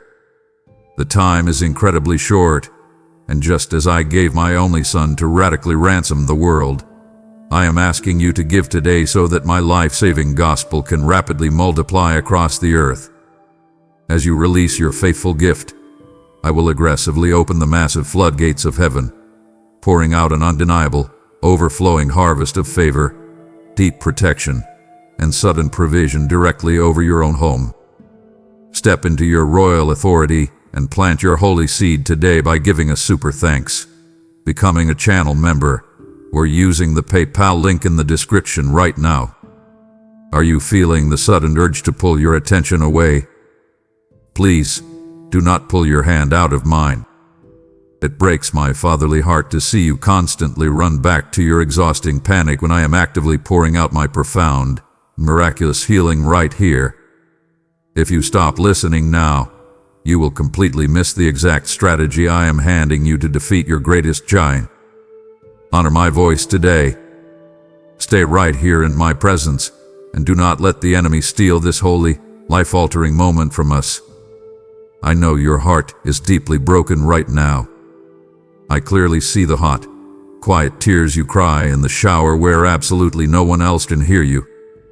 I see the massive, heavy grief you are carrying over the terrible loss of a loved one, the sudden shattering of a lifelong dream, or the painful, ugly end of a marriage you tried so hard to save. You are asking me with a desperate, breaking voice, why? Why did you let this happen to me? Why does it have to hurt this incredibly much? My beloved child, I am not angry at your honest questions, and I am not ignoring your profound pain. I am sitting right here with you in the thick, dark ashes of your deep disappointment. But I must tell you a powerful, life-changing truth. Your excruciating pain is never wasted in my kingdom.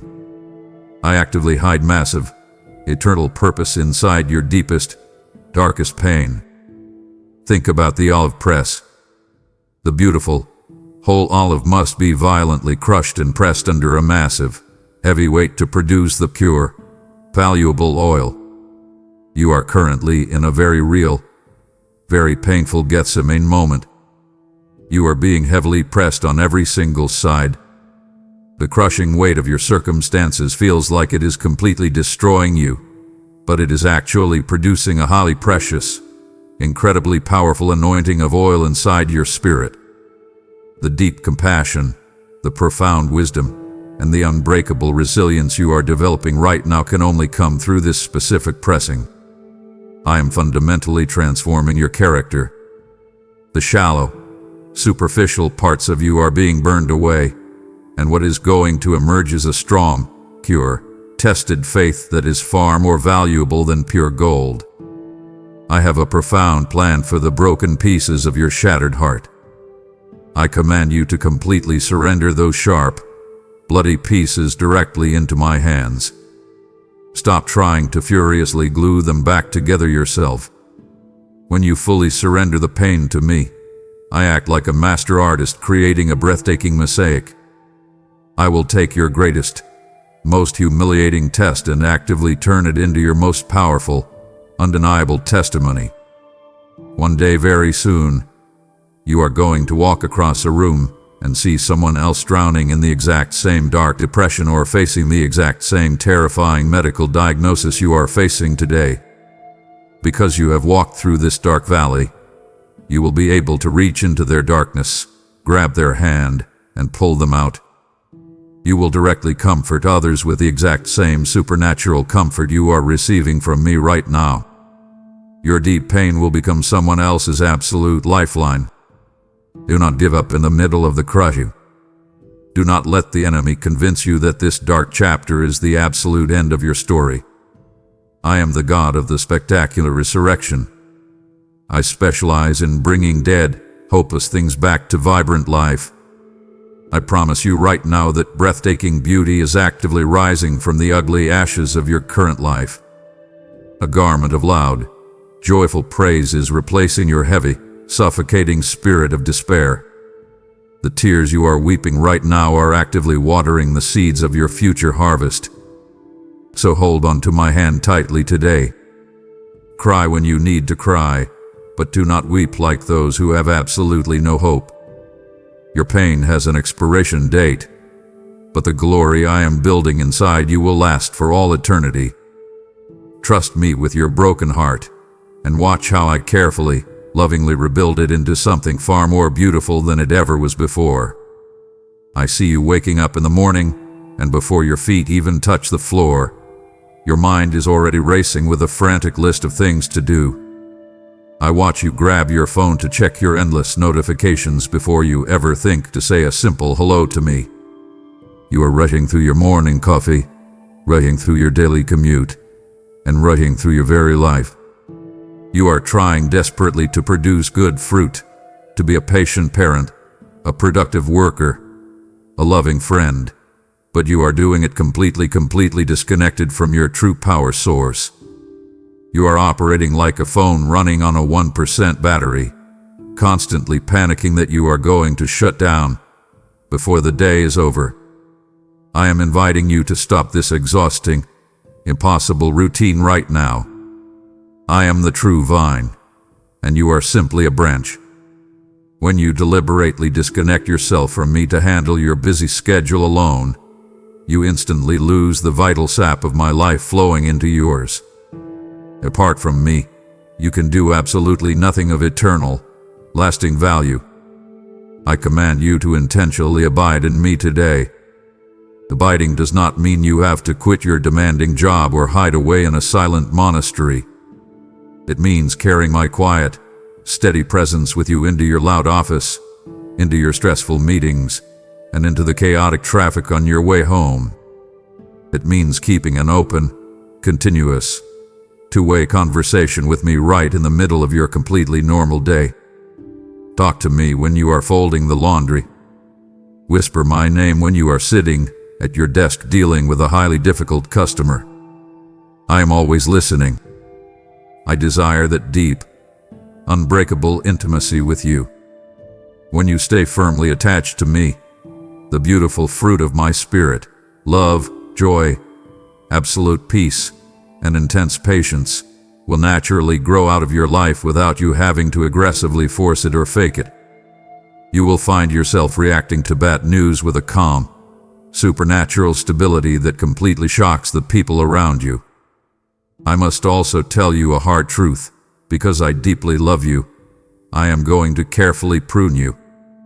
I am actively cutting away the dead, useless branches in your life. I am removing the toxic relationships, the bad habits, and the incredibly distracting hobbies that steal your precious time and drain your spiritual energy. I know the sharp pruning shears feel painful.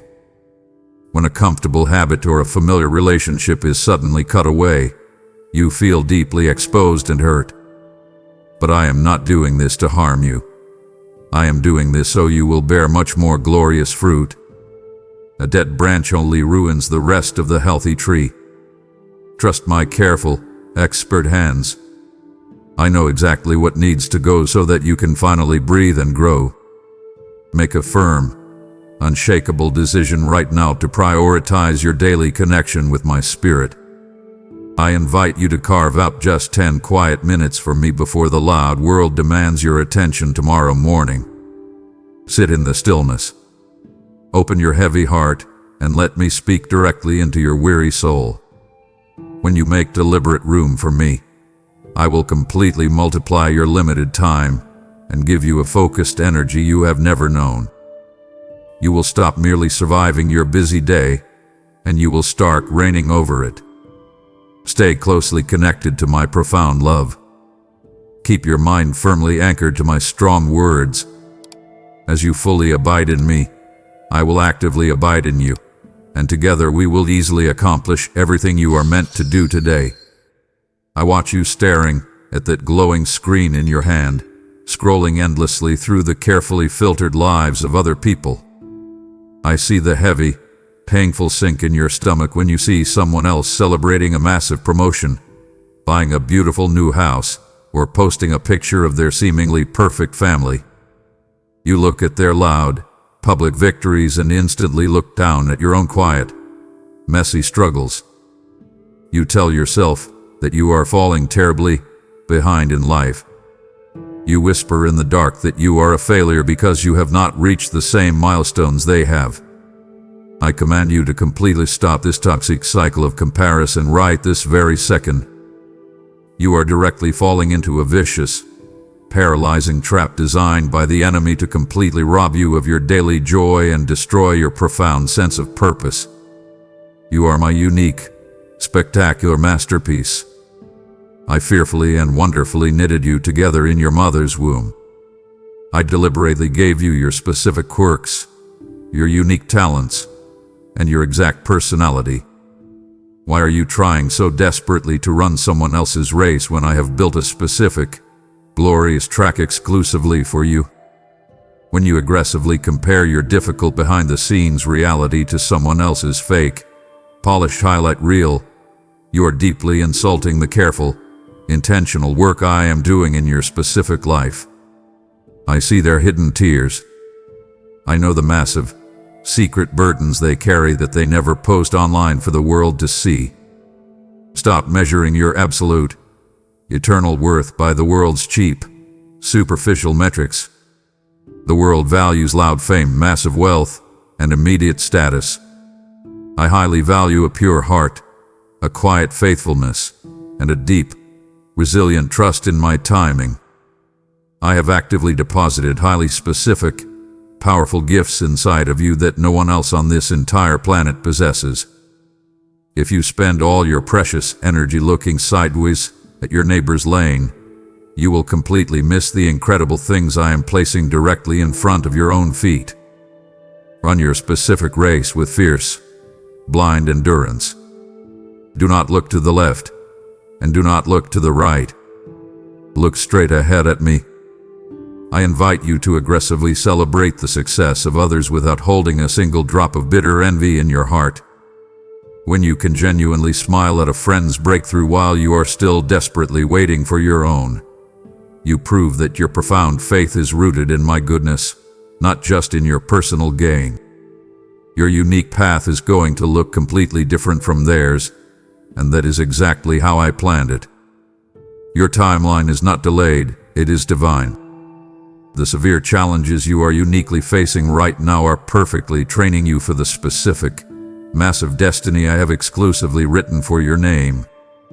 I command you to take your tired eyes off the loud, distracting crowd. Stop keeping a mental scorecard of who is winning and who is losing. In my grand, eternal kingdom, the last shall be first, and the quiet, humble servant is deeply celebrated as a king.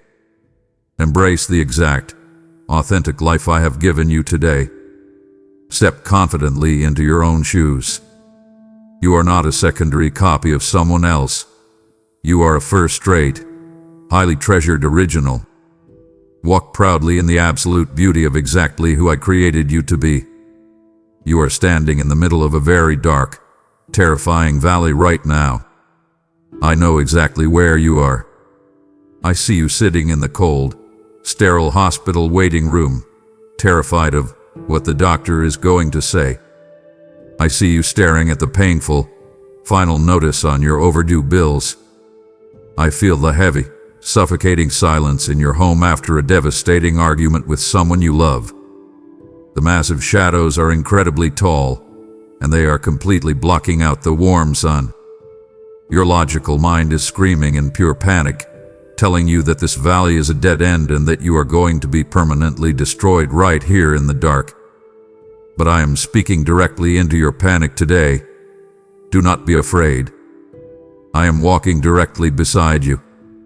I have not abandoned you to face these vicious wolves alone. I want you to look closely at the terrifying shadows surrounding you.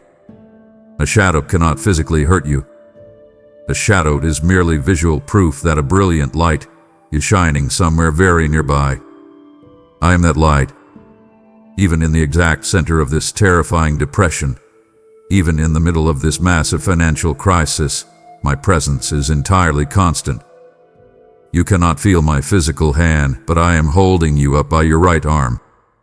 I have my strong rod to violently beat back the spiritual enemies trying to attack your mind, and I have my gentle staff to carefully pull you back when you start wandering toward the edge of the dangerous cliff. I am actively protecting you from threats you cannot even see. I command you to refuse to accept the paralyzing spirit of fear today. Fear is a bold liar that dramatically exaggerates the power of the enemy while completely ignoring my absolute sovereignty. I am doing something highly controversial and deeply miraculous right in the middle of your worst nightmare. I am preparing a beautiful, quiet, abundant table for you right in the very presence of your vicious enemies.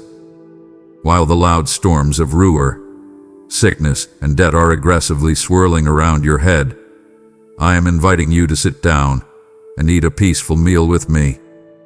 I am giving you a profound, completely illogical peace that makes absolutely no sense to the terrified world around you. Your coworkers will look at you and wonder why you are not having a total mental breakdown. Your family will be completely shocked by your quiet, steady strength. That strength is not yours. It is entirely mine, poured completely into your weary soul. Hear my command clearly. The valley is just a narrow passage. It is not your permanent destination. Do not stop walking. Do not sit down in the dirt, give up your hope, and build a permanent house in the middle of this temporary darkness. Keep putting one tired foot in front of the other. Keep whispering my name when you are too exhausted to pray a full sentence. We are walking straight through this terrifying shadow together, and I strictly promise you that we will come out on the other side. The bright sunlight of my favor is waiting for you just over the next ridge. Trust my steady guidance today. Do not look at the scary height of the dark mountains. Look at the absolute power of the God who created them. I will lead you safely out of this darkness. I am calling you completely out of your comfortable, safe, predictable boat today. I see you gripping the sides of your small, familiar life. You have arranged everything perfectly to keep yourself completely safe from failure, totally safe from harsh rejection, and entirely insulated from any real risk. But your desperate need for absolute safety is completely suffocating your spiritual destiny. You are quietly surviving, but you are not truly living the massive, earth-shaking life I planned for you. I am standing out on the wild, crashing waves of the unknown, and I am directly commanding you to step out of the boat and walk toward me. I know the wind is incredibly loud. I know the water looks terrifying, dark, and deep. Your logical brain is screaming that you are going to instantly sink and drown. But I am asking you to completely trust my voice over your very real, very loud fears. I am not asking you for a massive, flawless, superhuman amount of faith. I am only asking for faith the exact size of a tiny, microscopic mustard seed. If you will just give me that tiny, fragile seed of belief, I will use it to violently move the massive, stubborn mountains standing directly in your path. I need you to aggressively start believing in the unseen reality much more than you believe in your seen, physical circumstances. Your bank account currently says you are broke, but my word permanently says you are highly blessed and totally provided for. The scary medical report says you are sick, but my absolute truth says that by the painful stripes of my Son, you are completely healed. Which report are you going to believe today? I command you to deliberately choose my truth over the loud, terrifying facts of this temporary world. Having radical faith means having the sheer courage to strictly obey me even when the entire world looks at you and says you are an absolute fool. Your friends might think you are crazy for turning down that unethical job offer. Your family might completely misunderstand why you are forgiving the person who deeply betrayed you. People will mock you when you choose to radically tithe and give generously while you are struggling to pay your own bills. Let them mock you. I am intimately watching your quiet obedience. Your radical, illogical faith dramatically activates the spiritual atmosphere around you for undeniable miracles. When you take a terrifying step into the complete unknown, simply because I told you to, all of heaven instantly backs you up. I command you to stop demanding a detailed, written guarantee before you take the first step. You desperately want to fully understand my entire plan before you agree to follow it. But I am asking you to deeply trust my proven character even when you cannot understand my confusing plan. I am good. I am incredibly faithful. I have never dropped you, and I am absolutely not going to start dropping you now. Take a deep, shaking breath. Lift your leg over the side of the boat and step onto the crashing water today. Do the very thing that terrifies you, knowing that my strong, capable hand is reaching out to instantly catch you if you even begin to stumble. Step firmly into the miraculous realm today. Listen to me very carefully. If you turn away from my voice right now, you are stepping directly back into the suffocating, terrifying storm we just conquered together. It deeply wounds my spirit when you choose the world's cheap, fleeting distractions over my eternal, life-saving truth. You have come so far with me today. Do not abandon the altar we are rebuilding. What I am about to boldly reveal to you will permanently alter the entire course of your destiny. Lean in tighter. Do not let go. I want to walk through the physical and spiritual rooms of your actual house today. I am looking directly at the center of your daily life, and I see that the holy altar we once built together has been completely broken down. Do you remember the time when you first felt my profound love? Do you remember when you used to wake up early just to eagerly talk to me? When your heart was absolutely on fire with a deep, passionate devotion? I see where that fire has slowly, quietly burned out. The heavy, endless demands of your loud career, your glowing television screens, your exhausting children, and your desperate obsession with what other people think of you have slowly taken my rightful place. You did not abandon me overnight. It was a slow, quiet fade. But today, I am urgently calling you to return completely to your first love. I command you to actively identify the hidden idols that are currently sitting on the throne of your heart. An idol is anything you run to for deep comfort, ultimate validation, or sudden peace before you run to me. Is it your smartphone, where you blindly scroll for hours to numb your tired mind? Is it your bank account, which dictates whether you feel totally secure or totally panicked? Is it a toxic relationship that you strictly refuse to let go of? I aggressively invite you to an honest, raw moment of repentance right now.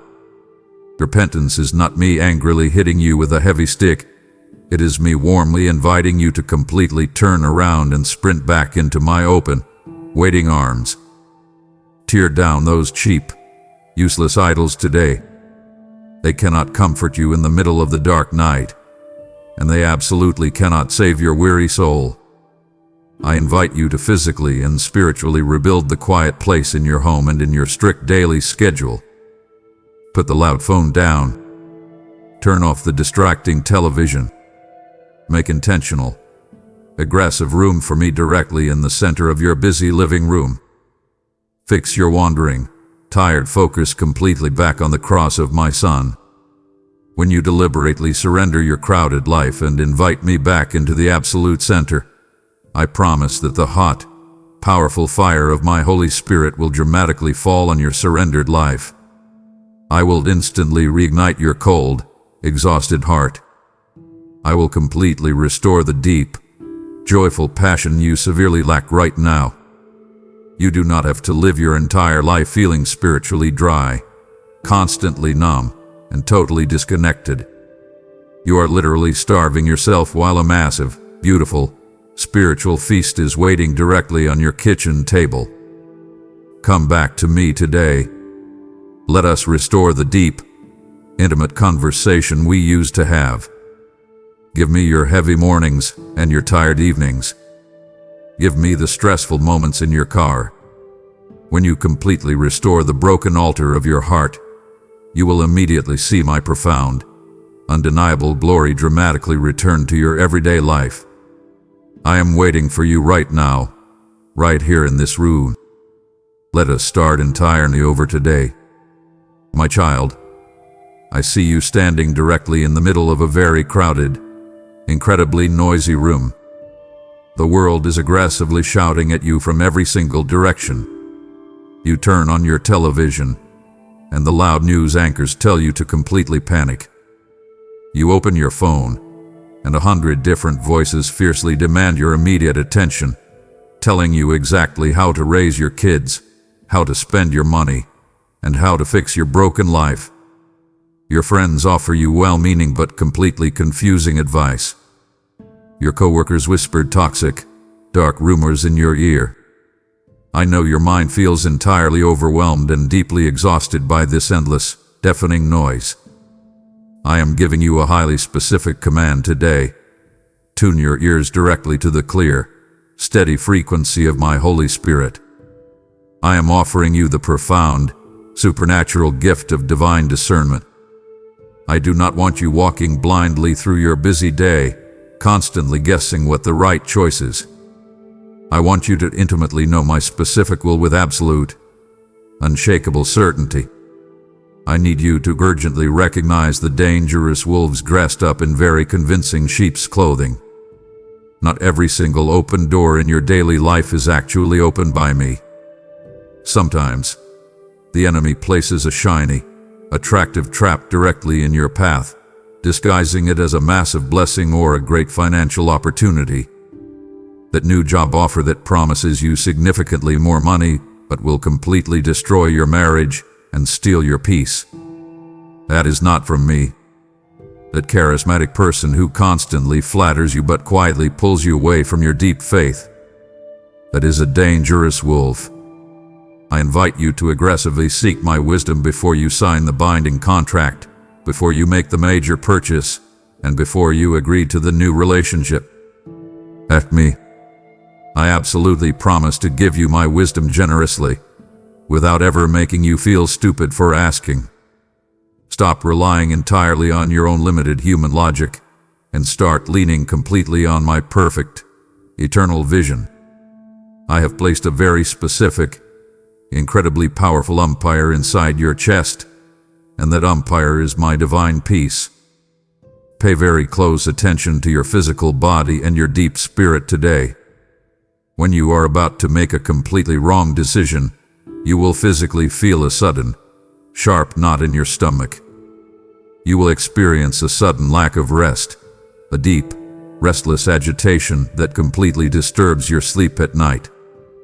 That is my Holy Spirit actively warning you to stop right where you are. But when you are stepping directly into my perfect will, even if the choice is terrifying and incredibly risky, you will feel a deep, settling, profound calm. My absolute peace will completely rule your heart, acting as the final judge, telling you exactly which way to turn. I command you to never ignore that quiet, persistent warning in your gut.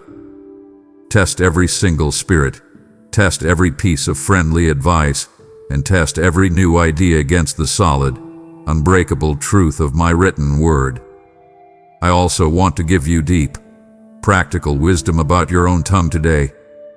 Divine discernment is not just knowing exactly what to do. It is intimately knowing exactly when to speak and exactly when to remain completely silent. I see you getting dragged into useless, angry arguments on the internet or in your busy office. I see you rushing to aggressively defend yourself when someone totally misunderstands your pure motives. Stop it right now. You do not have to fiercely win every single argument to completely prove your human worth. I invite you to deeply trust me to be your ultimate, fierce defender.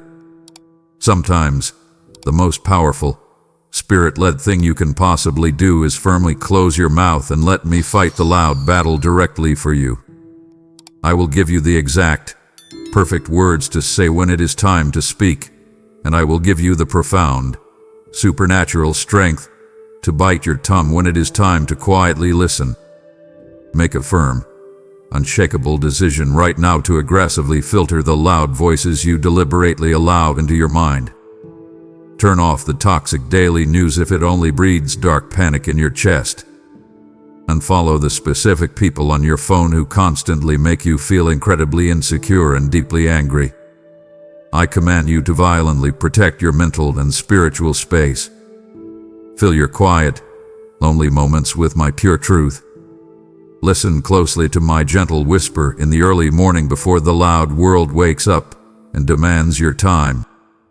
As you actively practice tuning your ear to my specific voice, you will instantly recognize my tone. You will immediately spot the clever, dark lies of the enemy, and you will walk through your complex, confusing life with absolute, undeniable clarity. Receive my profound gift of clear discernment today, and step confidently away from the exhausting chaos of worldly confusion. Let us talk very honestly about the highly difficult, painful relationships in your life right now. I completely see the massive, thick tension sitting right in the middle of your living room. I see the deep, exhausting frustration you feel toward your spouse when they simply refuse to understand your heavy heart. I know the sharp, terrible sting of betrayal from a friend who suddenly walked entirely out of your life. I see the toxic coworker who constantly tries to undermine your hard work, and the incredibly difficult family member who aggressively ruins every single holiday dinner with their bitter, sharp words. You are constantly asking me how much more you are actually supposed to take. You are deeply tired of trying to hold everything perfectly together while everyone else falls apart. Today, I am giving you profound, practical wisdom to completely heal and successfully navigate the broken relationships in your everyday life. I command you to intentionally change how you respond to the exact people who hurt you. I know this is incredibly hard, but I strictly invite you to aggressively love your worst enemies. I am absolutely not asking you to accept their terrible, emotional abuse, and I am not asking you to fake a smile and pretend their toxic actions do not physically hurt you. I am asking you to look directly at them entirely through my eyes. That angry, bitter person who constantly attacks your character is deeply broken, completely lost, and acting entirely out of their own unhealed, dark trauma. When you actively choose to pray for the specific person who loudly gossips about you, you permanently break the heavy, iron chains of hatred trying to tightly wrap around your own neck. I command you to use the immense, supernatural power of a gentle tongue today. When your teenager screams at you, or your spouse makes a sharp, biting comment, your natural fleshly instinct is to fiercely scream right back. Do not do it. A soft, gentle answer will violently break their intense, burning anger, but a harsh, cruel word will only pour gasoline on a raging fire. Let my absolute, unshakable grace completely control your mouth. I also absolutely need you to be incredibly wise about the specific, chosen people you actively allow into your inner circle. I command you to intentionally choose close companions who actively sharpen your faith and forcefully push you closer to my presence. If you are constantly spending your precious, limited time with people who constantly complain, constantly gossip, and deeply doubt my fundamental goodness, they will eventually drag your strong, beautiful faith straight down into the dark dirt with them. You are absolutely allowed to set firm, completely healthy boundaries. Setting a strict boundary is not an act of vicious hate. It is a holy, beautiful act of honoring the physical and spiritual temple I perfectly built. You have my absolute, divine permission to kindly step completely away from the toxic relationships that continually drain your physical energy and aggressively steal your hard-earned peace. Violently protect your heart, because it is the exact, pure wellspring of your entire life.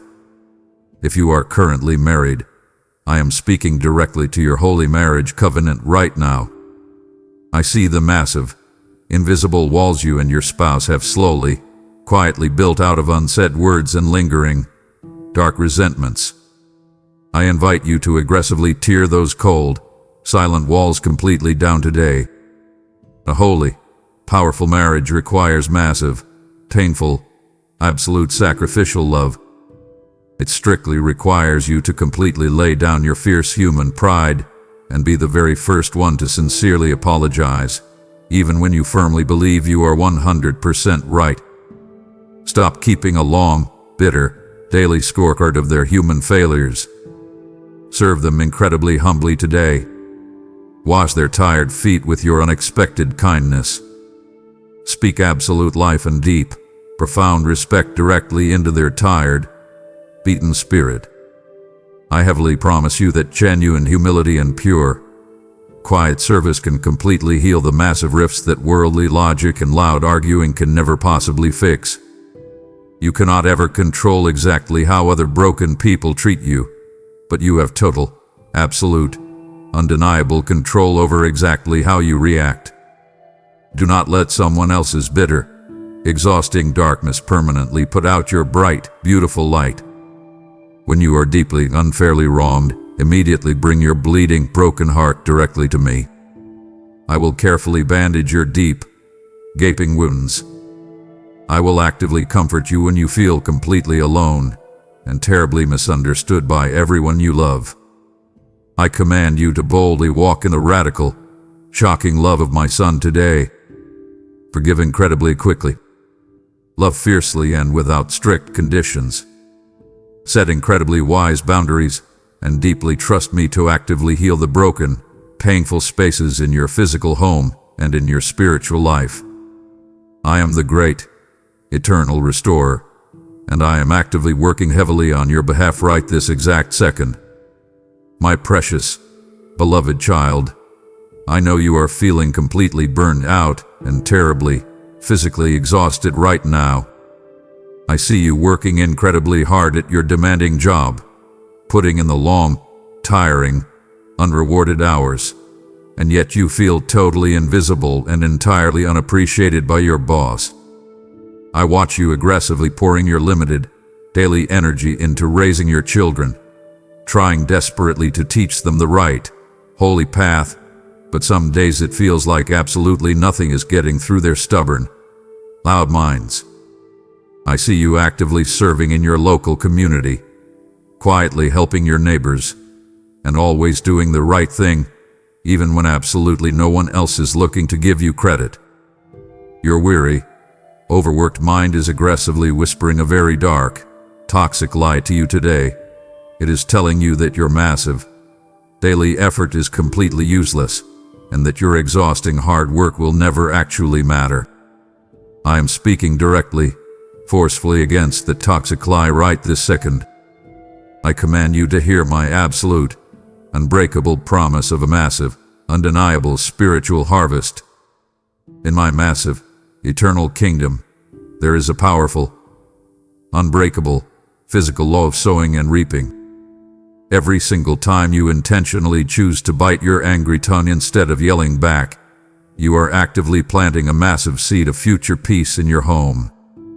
Every single time you cheerfully pay your heavy bills and generously give to someone in need, you are heavily sowing a massive seed of extreme, undeniable financial blessing.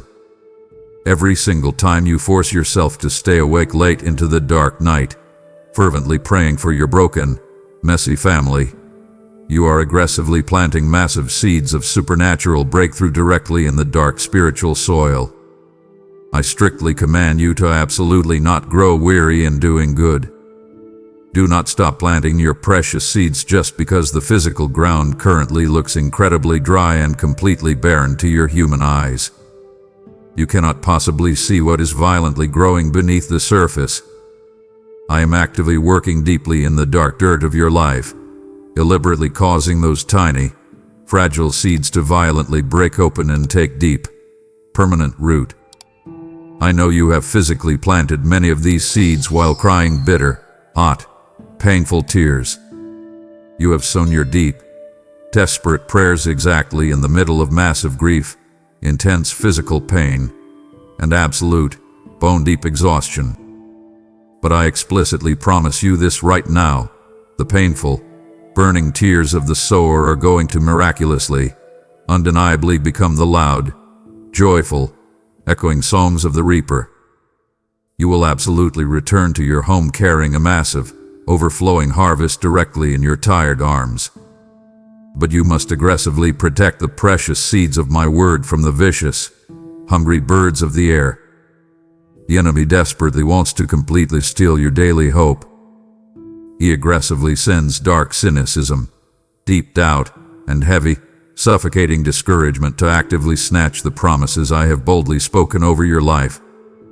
I command you to violently chase those dark birds away. Heavily guard your mind. Guard your bold, radical faith.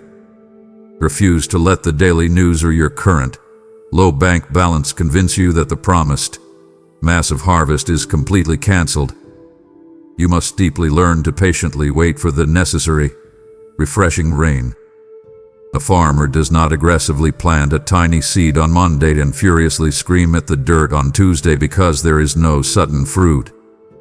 The wise farmer waits completely for the early and the latter rains. I am sending the perfect, refreshing, heavy rain of my Holy Spirit directly onto your dry, thirsty fields right now. The exact things you have been desperately, painfully waiting for: the saved, healed marriage, the rebellious child finally coming home, the massive financial breakthrough, the miraculously restored health, are growing right this exact second. Trust my perfect, unshakable, flawless timing. Very soon, you are going to experience the immense, overwhelming, physical joy of seeing actual lives radically change directly through your quiet, daily, unseen obedience. You are going to physically see the massive, undeniable results of your long, hard, painful sacrifice. You not quit right before the massive miracle completely breaks through the hard soil. Stand up straight today. Wipe the deep exhaustion entirely from your tired eyes. Look out at the vast, open field of your life. The incredible harvest is not just eventually coming. It is completely, eternally guaranteed by my own blood. I am the absolute Lord of the harvest, and I promise you that your immense, faithful, tiring labor is absolutely not in vain. Keep aggressively planting, keep deeply trusting me, and get entirely ready to reap a massive, overflowing, shocking reward. Do you feel the heavy, icy, terrifying grip of dark panic tightly squeezing your chest right now? I completely see you violently waking up at 3 o'clock in the dark morning, your physical heart frantically racing, absolutely terrified of a dark, unpredictable future you cannot control. I intimately know the intense, suffocating dread that instantly washes over you when you look at the scary medical diagnosis, when you stare blindly at the massive stack of unpaid bills on your table, or when your mind aggressively imagines the worst possible things happening to your precious, fragile children. The dark spirit of fear is aggressively hunting you, trying to permanently paralyze your bold faith and completely destroy your daily, hard-earned peace. But I am physically stepping directly into your dark, quiet room right now, and I am speaking with absolute, earth-shaking, divine authority. I have absolutely not given you a crippling spirit of fear. That toxic, paralyzing dread does not belong to your identity, and it absolutely does not come from my hand. I have deliberately given you a powerful, aggressive spirit of massive power, profound love, and a completely sound, sharply focused mind. I explicitly command you to immediately stop accepting dark fear as a normal, unavoidable part of your everyday life. Stop letting the loud, terrifying, lying voices of the enemy freely live in your head completely rent-free. I aggressively invite you to actively pick up the heavy, incredibly sharp sword of my word today. When the sudden, cold intimidation comes into your mind, you must fiercely fight back. When the loud enemy directly whispers in the dark that you are absolutely going to go bankrupt, you must open your physical mouth and loudly declare that I am your ultimate, endless provider. When he quietly whispers that your sickness is eventually going to kill you, you must confidently, loudly declare that by my painful, bloody stripes, you are totally, miraculously healed. You must violently attack the dark lies of the enemy with the solid, unbreakable truth of my eternal promises. My perfect, absolutely unconditional love completely casts out all of your dark, heavy dread. When you deeply, truly understand exactly how fiercely and perfectly I actually love you, fear instantly loses all of its toxic, paralyzing power. Would I, the Almighty Creator of the massive universe, carefully knit you together in your mother's dark womb, actively die to save you from your sins, and then suddenly, randomly abandon you to be completely destroyed by a temporary earthly crisis? Absolutely not. I am intimately, fiercely guarding your exact physical life. I am the fierce, warring Lion of Judah, and I am aggressively standing directly in the doorway of your physical home right now. No dark weapon completely formed against you will ever properly prosper.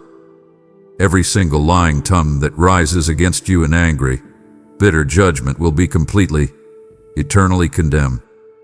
I entirely know you currently feel like you are walking directly through a massive, blazing, terrifying fire. The physical flames of your severe daily trials are incredibly hot, and you are deeply terrified that you are going to completely burn to ash. But I command you to look very closely at the terrifying fire. I am calmly walking right there in the exact, blazing center of the roaring flames perfectly with you.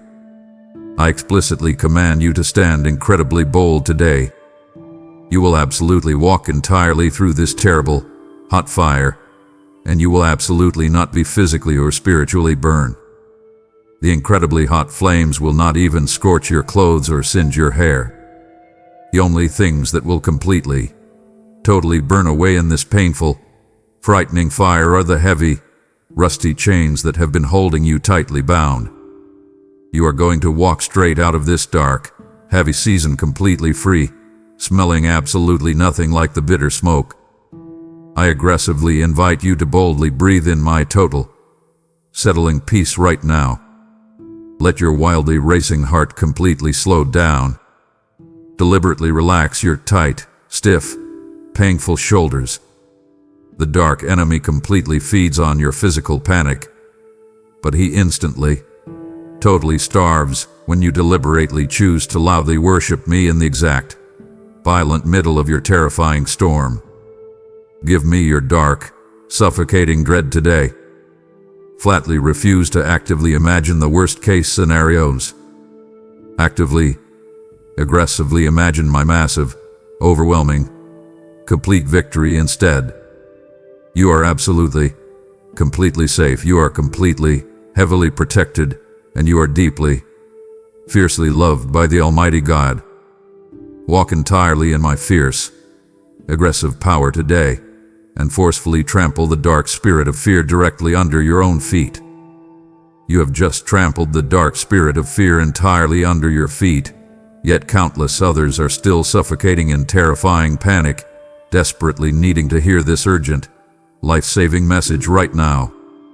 I am calling you to stand shoulder to shoulder with me to aggressively fund the immediate rescue of these shattered, terrified hearts. Your generous financial support is the exact physical oil that keeps this prophetic lamp burning brightly, guiding lost wanderers safely out of the dangerous, dry wilderness. Do not withhold good from those to whom it is due when it is in the massive power of your hand to do it. This is your divine, critical appointment to help break heavy, rusted chains across the globe. Because you fiercely protect and provide for my kingdom's work, I strictly promise to violently rebuke the devourer for your sake and multiply the fresh bread on your own table 100-fold. Defeat the enemy's spirit of greed entirely and release your powerful gift today through a super thanks, a channel membership, where the PayPal link located in the description below. My precious one, do not silence my voice right now.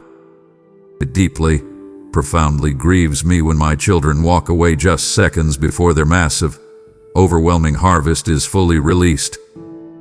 The enemy is aggressively whispering to your mind right now, telling you to stop listening, because he is absolutely terrified of the unshakable power you are about to receive. Prove him completely wrong. Honor my heart today. Stay with me for these final, crucial moments, because the very next words I speak will permanently shatter your deepest fears. My beautiful, beloved one, look at the completely ordinary 24 hours I have directly given you today. I actively watch you aimlessly scrolling through your glowing phone, completely wasting your precious, incredibly limited time on absolutely meaningless, loud distractions.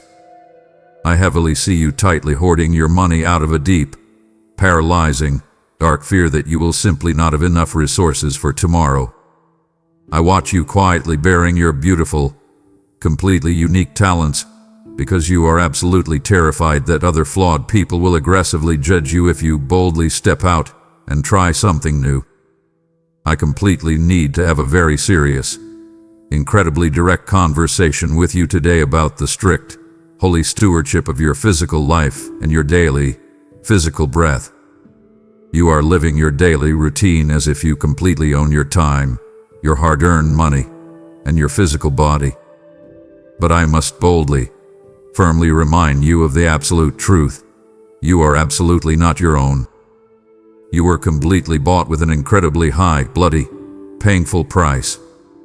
Every single breath you take today is a temporary, physical loan directly from my lungs.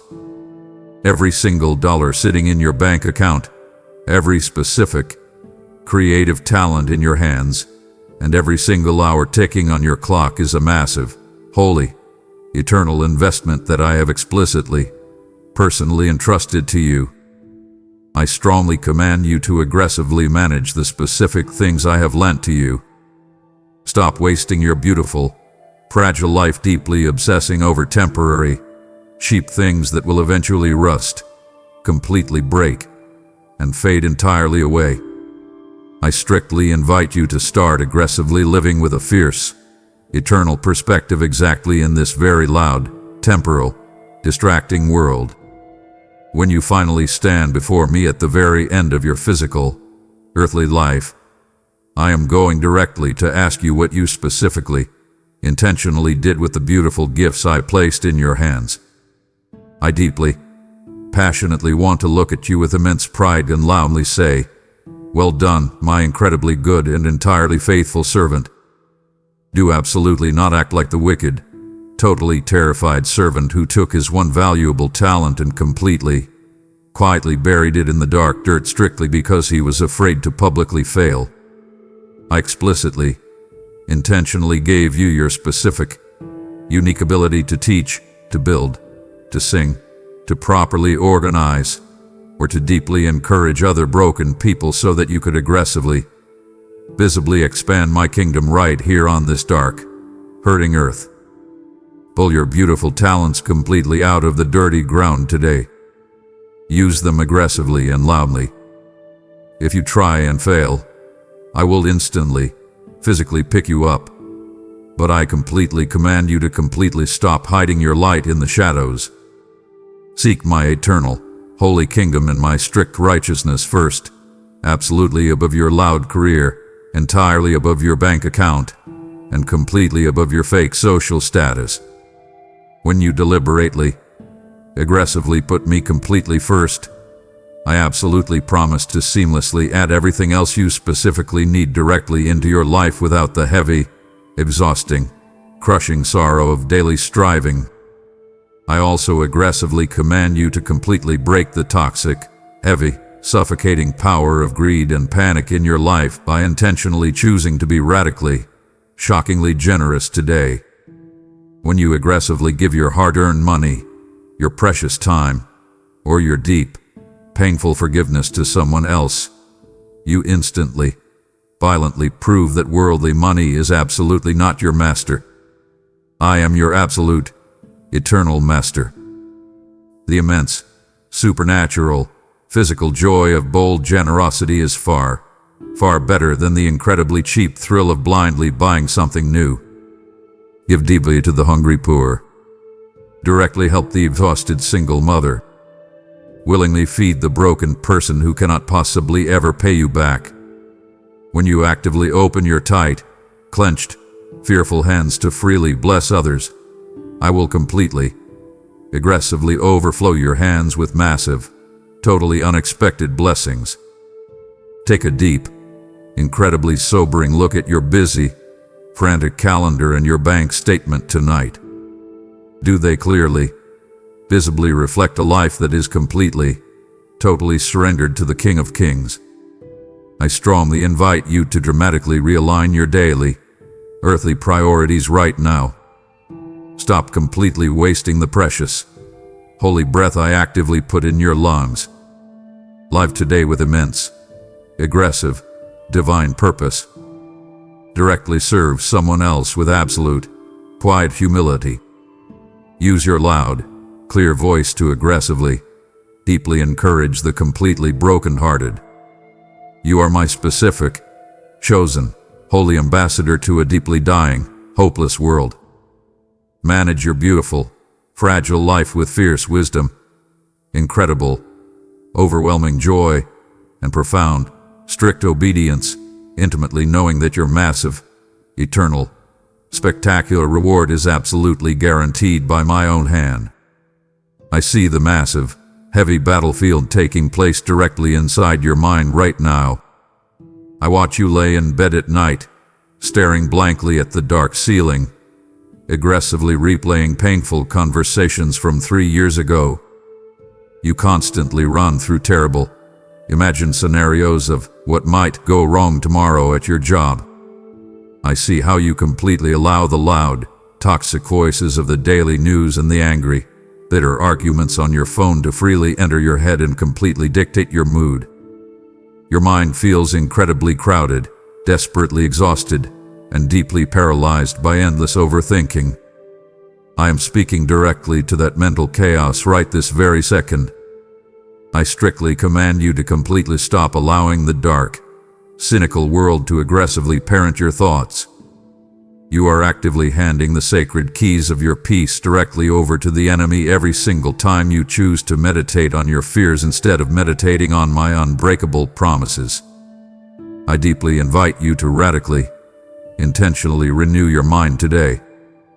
You cannot physically stop a dark, anxious thought from suddenly knocking on your front door, but you have my absolute, divine authority to firmly refuse to let it inside your house. I command you to violently take every single negative thought completely captive to Christ. When the sudden thought whispers that you are going to be fired, you must immediately arrest that specific thought. Tie it up with the heavy, solid chain of my truth. Talk back to your own brain. Open your physical mouth and say, "No, I completely reject that dark lie. My Heavenly Father is my absolute provider, and He heavily protects my daily steps." If you do not actively, aggressively fight back against these toxic lies, they will quickly build a massive, permanent fortress of dark depression right inside your head. Your daily, physical peace is completely, directly linked to your exact thought life. You are desperately praying and begging me to give you sudden peace, but you are actively choosing to watch, read, and listen to things that deeply breed panic and intense anger. I strongly command you to change your mental diet today. You cannot deeply consume the world's toxic garbage all day and heavily expect to produce the peaceful, sweet fruit of my Holy Spirit by the evening. I invite you to intentionally fix your tired eyes completely on things that are absolutely true, deeply noble, and incredibly pure. When you wake up tomorrow morning, do not immediately reach for your glowing screen to see what the angry world is shouting about. Reach directly for my word. Let my gentle, quiet voice be the very first thing that physically washes over your tired brain. I am heavily offering you absolute, total mental freedom right now. The heavy fog of confusion and the thick, dark cloud of daily anxiety do not have the right to permanently stay in your mind. I am the God of extreme clarity and profound, settled peace. I want to actively rewire your exhausted brain. When you spend quiet, dedicated time meditating on my deep love for you, the physical structure of your thoughts completely changes. The dark paths of panic are entirely overgrown, and the bright, white roads of calm, unshakable trust are powerfully built. I command you to guard the door of your mind with fierce, aggressive jealousy today. If a thought does not actively bring you deep hope, if a conversation does not bring you closer to my presence, firmly shut the door on it. Step out of the exhausting mental prison of what if and step entirely into the bright, open freedom of my absolute truth. My precious child, I completely see how dark and incredibly cold your workplace, your neighborhood, and your daily environment often feel. You walk into your office and you immediately feel the heavy, thick atmosphere of bitter gossip, deep greed, and aggressive, cutthroat competition. You look at the hurting people standing in line next to you at the grocery store, and you clearly see the absolute, crushing hopelessness permanently etched onto their tired faces. You are desperately asking me why I have placed you in such a highly difficult, deeply negative place. You simply want to escape the constant, heavy tension. But I am telling you a profound, powerful truth today. I deliberately, intentionally placed you directly in the middle of that exact darkness. I strongly command you to completely stop trying to run away from the dark shadows. You are the specific, bright salt that actively preserves this decaying world, and you are the intense, beautiful light that completely shatters the heavy darkness. I strictly invite you to aggressively reflect my brilliant glory in a world that is rapidly losing all its hope. Do you genuinely understand the massive, physical impact your quiet life has on the broken people around you? When your difficult boss unfairly yells at you, and you calmly, kindly respond with deep respect instead of angry defense, you instantly shine a blinding, supernatural light into their dark day. When everyone else in your family is aggressively panicking over the economy, and you remain completely, totally grounded in my perfect peace, you become a massive, unshakable city on a hill. People are intimately, quietly watching your exact reactions. They are watching to see if the God you loudly sing about on Sunday is actually real and powerful enough to sustain you on a terrible, stressful Tuesday afternoon. I heavily command you to boldly share the massive, life-changing truth of my gospel through both your spoken words and your quiet, daily deeds. Do not forcefully preach at people with loud, arrogant anger, but completely draw them in with your shocking, radical, unexpected kindness. Pay for a stranger's meal. Forgive a massive, painful debt. Speak absolute, pure life directly into the deeply insecure coworker who acts out of pure jealousy. Your physical, everyday life might literally be the only single Bible that some of these broken people will ever read. If your life is constantly filled with the exact same bitter complaining and the exact same dark fear as the rest of the world, why would they ever want the Savior you claim to know? I need you to look completely, radically different. I need your deep, unshakable joy to actively confuse the cynical world. Step completely into your holy, divine calling today. You are my direct, physical ambassador in your specific neighborhood and your exact office building. I have explicitly given you my full, heavy authority to violently push back the kingdom of darkness simply by walking into a room filled with my Holy Spirit. Do not ever hide your beautiful light under a cheap basket just because you are deeply afraid that someone might mock your faith or reject your kindness. Let them mock you. The dark always aggressively hates the light because the light completely exposes the hidden dirt. But the dark can absolutely never, ever extinguish the light. I am burning fiercely, deeply, and brightly directly inside your chest. Walk incredibly tall today.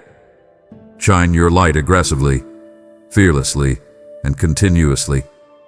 I will actively use your small, quiet acts of radical obedience to completely, permanently change the eternal destinies of the broken people standing right in front of you.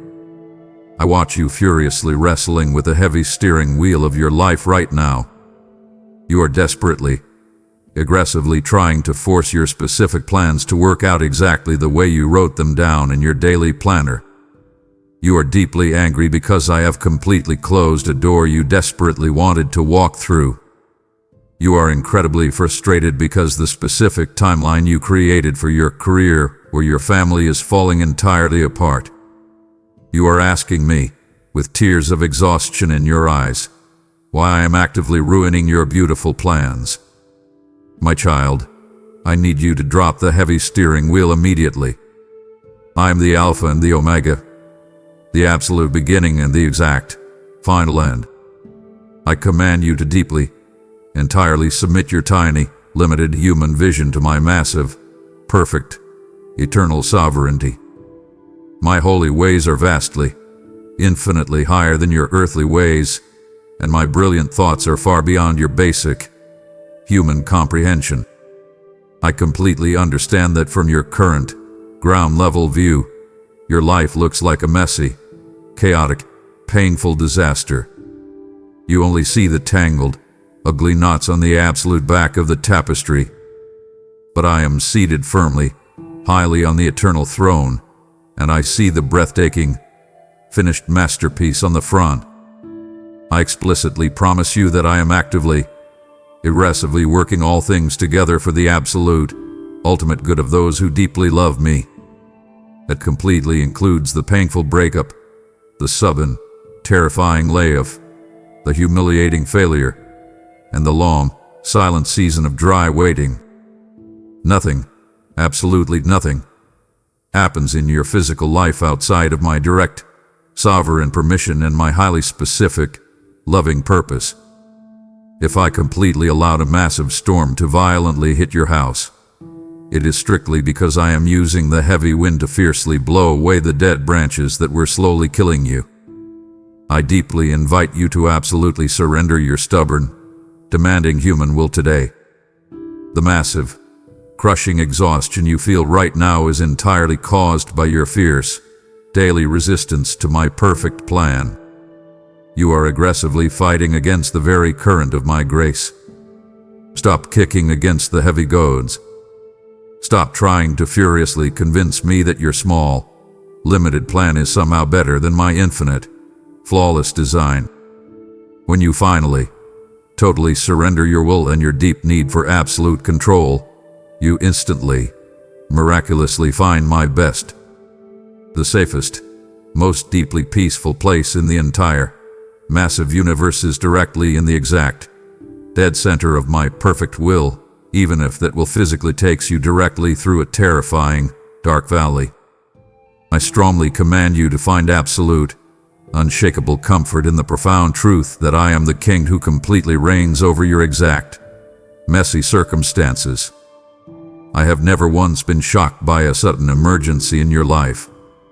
I have never once had to frantically come up with a secondary backup plan because things went wrong. I had the perfect, beautiful solution completely prepared long before you even knew you had a massive problem. So take a deep, completely surrendered breath right now. Open your tightly clenched fists. Give me your broken dreams, give me your incredibly stubborn timeline, and completely give me your deep, exhausting need to understand the detailed why.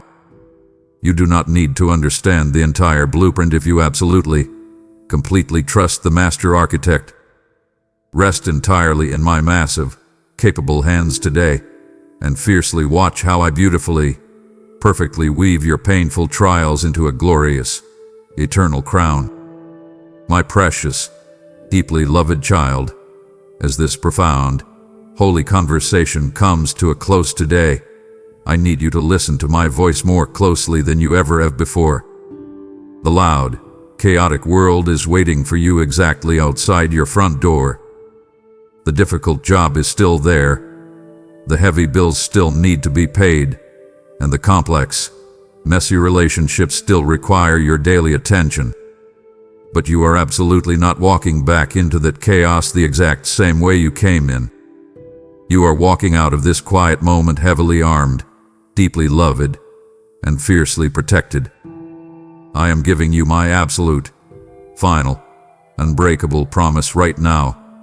I am with you always, even to the exact, final end of the age. I strongly command you to permanently anchor your tired soul directly to this massive, unshakable truth. I will absolutely never leave you, and I will absolutely never, ever forsake you.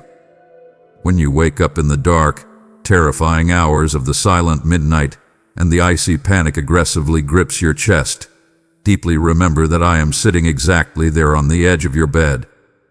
When you walk into the hostile, cold boardroom to face your angry critics, deeply know that I am aggressively standing right behind your chair, completely filling the room with my heavy, holy authority. You are never, ever abandoned. You are never physically or spiritually alone. I have specifically, lovingly prepared a permanent, beautiful dwelling place for you in my eternal presence, and I am fiercely preparing you right now to easily handle the earthly road that leads you there. I heavily invite you to step entirely out of your daily fear and completely into the massive, ocean-like depth of my constant, daily presence. I am actively breathing my Holy Spirit directly into your tired lungs right this exact second. Receive it now. Take a deep, massive breath of my absolute grace. I am completely giving you my supernatural, heavy peace. My peace I physically leave with you. My absolute peace I directly give to you.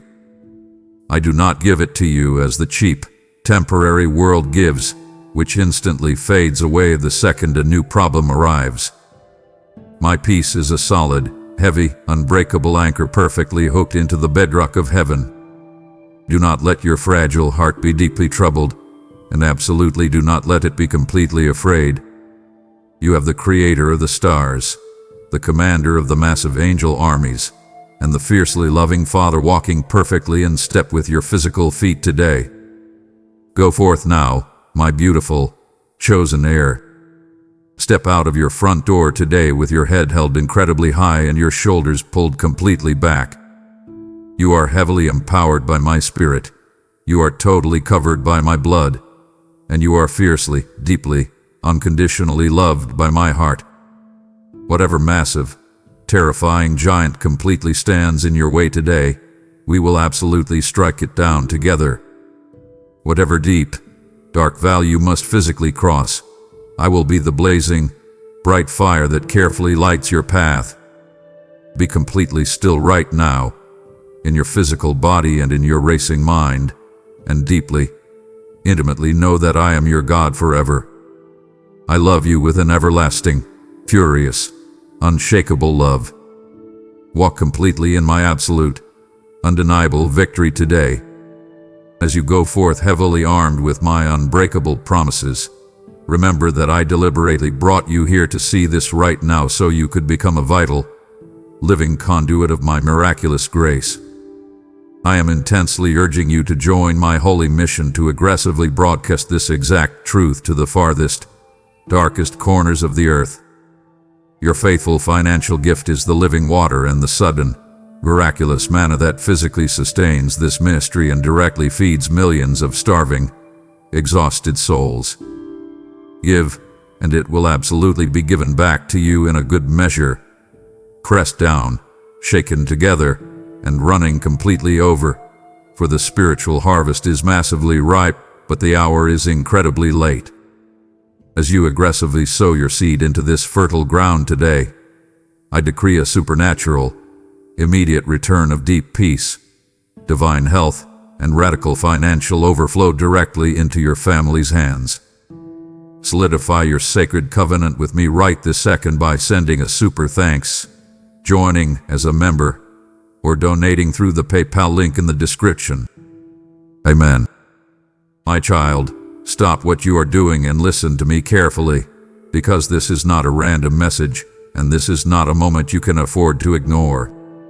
I brought you here because there is something I need you to see right now, before you make another move, before you return to the noise, before you keep carrying what has already been breaking you in silence. Stay with me all the way to the end, because what I am about to reveal will expose what has been draining you, uncover what you have been avoiding, and place clarity directly into the place where confusion has been fighting for control. Do not click away. Do not brush this off. Let every word reach you, because this message is not just for your comfort. It is for your turning point. If you stay, you will know exactly why I stopped you here, and you will feel the shift before this message is over. My child, I need you to understand something before you go any further with your day. You did not land here by accident, and I am not speaking to you because the timing happened to line up in some small, meaningless way. I brought you here because I know what your heart has been holding when no one else was close enough to notice. I know the version of you that people see when you smile, when you answer politely, when you keep moving, when you act as if everything is manageable. But I also know the version of you that sits quietly with thoughts you do not say out loud. I know the heaviness that follows you into the room even when you look calm on the outside. I know how tired you have become from carrying things that never fully leave your mind. I know the pressure in your chest when you try to rest, but your thoughts do not let you settle. I know the moments when you have looked around at your life and wondered why it feels like you are standing in the middle of everything and still somehow feeling alone inside it. You have had questions you did not know how to form.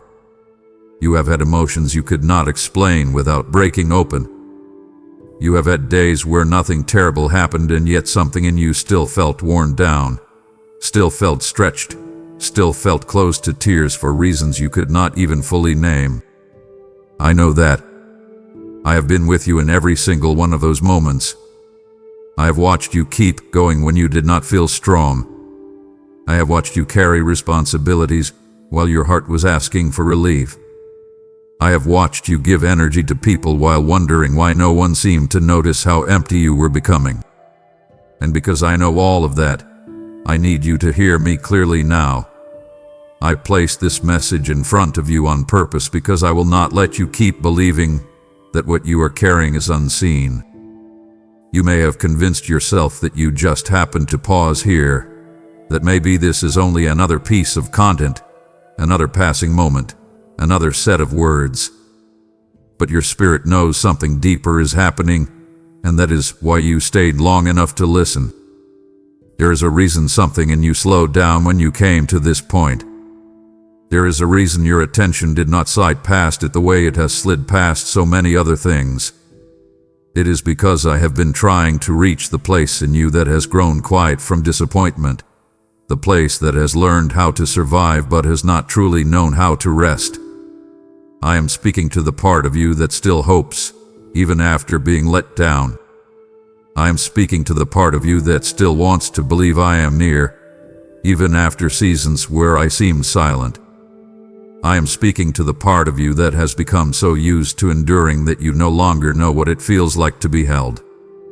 And I need you to let this settle into you slowly, not as a dramatic thought, not as something you brush aside because it feels too tender, but as truth. I know where you are emotionally. I know what this season has cost you internally. I know the private weight of the decisions you have been trying to make, the people you have been trying to understand, the memories that still return when you least expect them, the fear you have been trying to hide behind strength. I know you have been telling yourself to just push through. I know you have been hoping that if you stay busy enough, focused enough, useful enough, maybe the ache will quiet down on its own.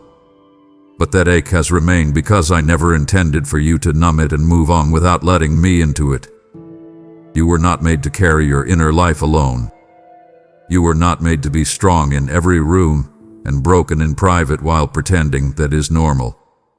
You were not made to wonder whether I still see you when life becomes confusing and your prayers feel slower than your pain. I see you now, completely, tenderly, and without distance. I am not standing far from what you feel. I am inside this moment with you, drawing your attention not to shame you, not to pressure you, not to frighten you, but to gently interrupt the story you have been telling yourself that says you must figure everything out before you can be at peace. You do not have to earn my nearness by being composed. You do not have to prove your faith by never feeling overwhelmed. You do not have to hide your weariness from me as if I only come close to the polished version of you. I came for the real you. I came for the one who is trying. I came for the one who is tired. I came for the one who still wants to trust but feels fragile. And I am telling you now, with all the steadiness of a father who has never once lost sight of you, that this moment was arranged because I know what you have been carrying in silence, and I am not going to let that silence define this next part of your life. You have spent more time than you realize trying to make peace with things that were quietly hurting you. Some of it has come from waiting too long for clarity. Some of it has come from disappointment that never fully healed because life kept moving, and you told yourself you had to move with it. Some of it has come from the pressure of being needed, the pressure of being dependable, the pressure of being the one who keeps functioning even when your inner world is asking for care. You have learned how to keep going in ways that impress people who only see your outside. But I have watched the cost of that endurance. I have seen what it has done to your sleep, to your joy, to your ability to feel present, to your confidence when you are alone with your own thoughts. There have been moments when you wondered whether something was wrong with you because you could not simply shake off what you felt. There have been moments when you judged yourself for being affected by things that other people seem to move past more easily. There have been moments when you thought maybe you were too sensitive, too emotional, too burdened, too late, too complicated. But you were never too much for me. The reason I am drawing near in this way is because I want to begin untangling the false conclusions you have formed in the quiet places of your mind. I want to show you that what you called weakness was often exhaustion. What you called failure was often grief. What you called confusion was sometimes the result of carrying too many voices inside you at once. You have been listening to fear, memory, pressure, urgency, guilt, and expectation all at the same time, and then you have wondered why peace felt hard to reach. I am not disappointed in you for that. I understand how you got here. I understand how life shaped certain reactions in you. I understand how repeated letdowns made you more guarded. I understand how unanswered questions made you more restless. I understand how being strong for too long can make tenderness feel unfamiliar. That is why I have not come to demand performance from you in this moment. I have come to draw you into honesty. I want you to be honest with me about what has been wearing you down. I want you to stop rushing past your own soul as if it is an inconvenience. I want you to notice what your heart has been trying to say while your schedule, your responsibilities, and your distractions have kept covering it up. You do not need to force a breakthrough right now. You do not need to create some dramatic spiritual response to prove that you are listening. What I want from you in this moment is much simpler and much deeper than that. I want your attention. I want your willingness. I want you to let the wall come down just enough for truth to enter. I want you to stop treating your inner pain like background noise and let me show you that I have been aware of every detail. Even the things you have not named yet, I already understand. The thing that unsettled you this week, I saw it. The memory that came back and changed your mood, I saw it. The conversation that left you overthinking long after it ended, I saw it. The fear about your future that you have not told anyone because you are tired of explaining yourself, I saw it. A hidden disappointment you still carry from what did not happen, from who did not stay, from what did not turn out the way you hoped, I saw it. And because I saw it, I brought you here. Not to leave you with emotional intensity and no direction, but to begin shifting something inside you. I want you to know that your silence has not hidden you from me. It has only made me come closer. I am not waiting for you to be more spiritual before I speak. I am not waiting for you to feel strong before I guide you. I am not waiting for you to have the perfect prayer before I respond. I am responding now because I love you now, as you are now, in the middle of this exact season. So before you move on, before you return to noise, before you tell yourself you will think about this later, stay here with me long enough to let this truth settle. You are not overlooked. You are not drifting unnoticed. And you are not carrying this season alone. I placed this message before your eyes because I know exactly what you have been carrying in silence. And this is the beginning of me teaching you how to stop carrying it the same way. My child, I need you to sit with me here and stop calling every delay a denial, because some of the moments that hurt you most were not signs that I had stepped away from you. They were signs that I was working in places your eyes could not reach yet. You have looked at certain seasons of your life and quietly concluded that I must have been absent because the answer did not come when you expected it. The door did not open when you prayed. The relationship did not heal the way you hoped. The opportunity did not arrive on your timeline. And the path ahead did not become clear when your heart was begging for certainty. I know how that felt to you. I know how long some nights became because you were trying to make sense of silence. I know how many times you looked around and wondered why other people seemed to be moving forward while you felt like you were standing in place, waiting, while nothing around you seemed to shift. I know how discouraging it became when you kept showing up, kept praying, kept trying to stay faithful, and still it felt as if your life was caught in a kind of holy pause you did not understand. But I want you to hear me now without rushing past this truth. I was never still just because you could not see movement. I was never absent just because the evidence was not visible yet. I was never late just because your pain was impatient. I was already working behind the curtain while you were staring at the stage, wondering why nothing had started. There were conversations you did not hear that I was already arranging. There were hearts I was already softening. There were dangers I was already blocking. There were roads I was already closing because they would have wounded you later. There were lessons I was already deepening in you because what I was preparing required a version of you that could carry it without being crushed by it. I know you wanted immediate relief. I know you wanted a quick answer to a quick rescue, a quick resolution. I know you wanted something obvious enough that you would never again have to question whether I was near. But there are times when I love you too much to give you speed when what you really need is shaping. There are times when I protect you by slowing the process, because if I let everything happen at the pace of your desperation, you would step into things you are not emotionally ready to sustain. You would connect yourself to outcomes that look beautiful from a distance, but would become burdens in your hands. You would call something a blessing because it arrived fast, while I can already see the fracture lines hidden beneath it. That is why I need you to stop measuring my faithfulness only by visible movement. Look deeper. Look back. Think carefully. There are things you once begged me for that now, with clear eyes, you quietly thank me for not allowing. There are people you wanted to keep that would have kept you small. There are plans you wanted to force that would have built your life on unstable ground. There are places you thought you needed to go that would have drained the life out of your spirit.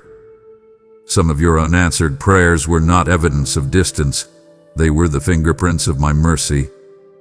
Some of your delays were not empty waiting. They were quiet construction. I was laying foundations you could not appreciate at the time because all you could feel was the ache of not yet. But now I need you to let me reframe that season for you. Do not keep telling the story as if I disappeared. Do not keep replaying those months or those years as if they were proof that I forgot you. I was there in the hidden places. I was there in the closed doors. I was there in the redirection. I was there in the painful pause. I was there in the ache that made you ask harder questions. I was there in the silence that stripped away false dependencies. I was there in the delay that taught you not to build your identity on immediate outcomes. I was there every time you thought nothing was moving, already moving what mattered most. So stop now. Put your hand over your heart and let me say this to you personally. You were never abandoned. You were being prepared. You were being protected. You were being positioned. And I need you to let that truth soften the bitterness that formed when you misunderstood the silence. There is a reason this message is reaching you now, because you are standing in a place where your interpretation of the past is about to affect the way you walk into what comes next. If you keep believing that delay means I left you, then every pause ahead will fill you with fear. Every slower season will feel like punishment. Every unanswered prayer will trigger panic. Every closed door will look like rejection. And if you keep reading your life that way, you will miss the wisdom I am trying to build in you. So I am inviting you now, very directly, very personally, revisit those delayed places with me. Do not revisit them alone, because if you go back alone, you will only hear the echo of your pain. Go back with me, and let me show you what was happening underneath what you could see. Let me show you the places where I spared you. Let me show you the moments where I interrupted something that would have eventually broken you. Let me show you how often your tears watered ground that is only now beginning to bear fruit. Let me show you how often what looked like emptiness was actually a hidden harvest, a slow seed, a quiet unfolding. I want you to stop demanding that every holy thing arrive with fireworks. Some of the deepest work I do in your life is silent. Some of the strongest foundations are built underground. Some of the most life-changing answers begin in ways that do not look impressive at first. You wanted thunder, but sometimes I work like rain. You wanted instant clarity, but sometimes I work like dawn. You wanted all the doors open at once, but sometimes I work like a careful father who unlocks one thing only after I know your hands can hold it. Trust that. Receive that. Do not keep fighting the pace of your own becoming. You are not behind in the way you think. You are not forgotten in the way fear said yes. You are not being punished because something took longer than expected. You are in a process that is more precise than your panic can understand. I want you to do something now. Release your timeline to me. Not in a shallow way, not as a phrase you say because it sounds spiritual, but in a real way. Open your hands. Let go of the internal countdown. Stop checking your life against everyone around you. Stop comparing your chapter to someone else's highlight. Stop telling yourself you should already be further along. That voice has made you cruel with yourself. That pressure has stolen peace from you. Lay it down. Invite me into the places where you feel late. Invite me into the places where you feel left behind. Invite me into the memories that still sting because you thought I did not come through. Let me speak over those places until your soul begins to understand that delay is not always dead space. Sometimes it is sacred space. Sometimes it is the room where I am moving pieces with a precision that will make sense later. even if it hurts now. And hear me carefully, because this matters for where you are standing right now. Some of what you have been waiting on is closer than you realize, but if you remain bitter toward the timing, you will struggle to receive what I am bringing with open hands. So choose a different posture. Do not harden. Do not withdraw. Do not keep rehearsing the pain of the wait until it becomes your identity.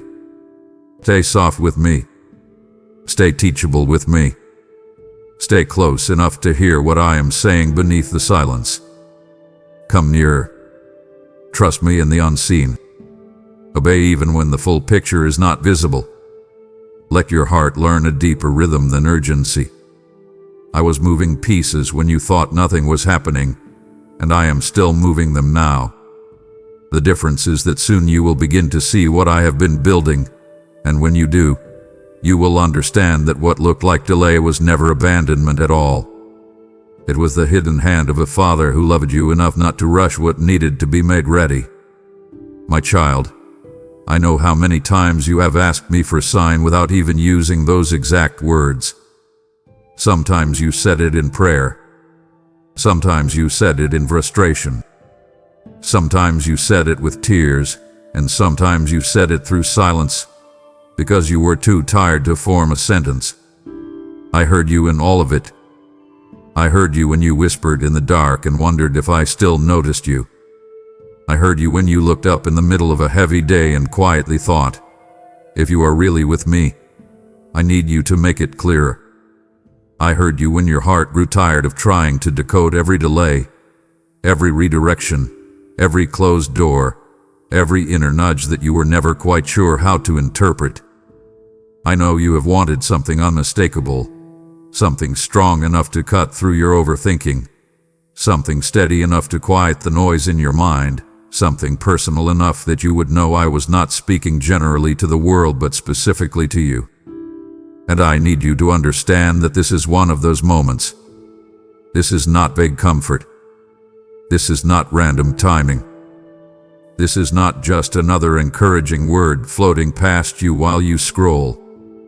I am answering you more directly than you expected because I know your heart has reached a place where ambiguity has become exhausting. You have been carrying too much uncertainty for too long, and part of what has made it so draining is that you have felt the tension between sensing that I am near and still not knowing what exactly I am saying. That tension has made you second-guess yourself. It has made you question your discernment. It has made you wonder if you are reading too much into small moments, or worse, missing the important ones entirely. But I want you to stop arguing with the way your spirit reacted when these words found you. Stop brushing it off. Stop reducing this to coincidence. Because your mind is afraid to trust what your heart already recognizes. There is a reason you paused. There is a reason something in you became alert. There is a reason these words feel like they are pressing against places you have not fully spoken aloud. That is not accidental. That is not your imagination creating meaning out of nothing. That is me stepping closer, speaking more plainly, answering the cry beneath your questions. I am not asking you to chase signs everywhere. I am asking you to recognize the one I have already placed in front of you. Look at how I have been getting your attention. Look at the themes that keep returning. Look at the unease that keeps surfacing when you ignore what your spirit already knows. Look at the way certain truths keep circling back, not to torment you, but to awaken you. I do not always answer with spectacle. I do not always speak through the dramatic.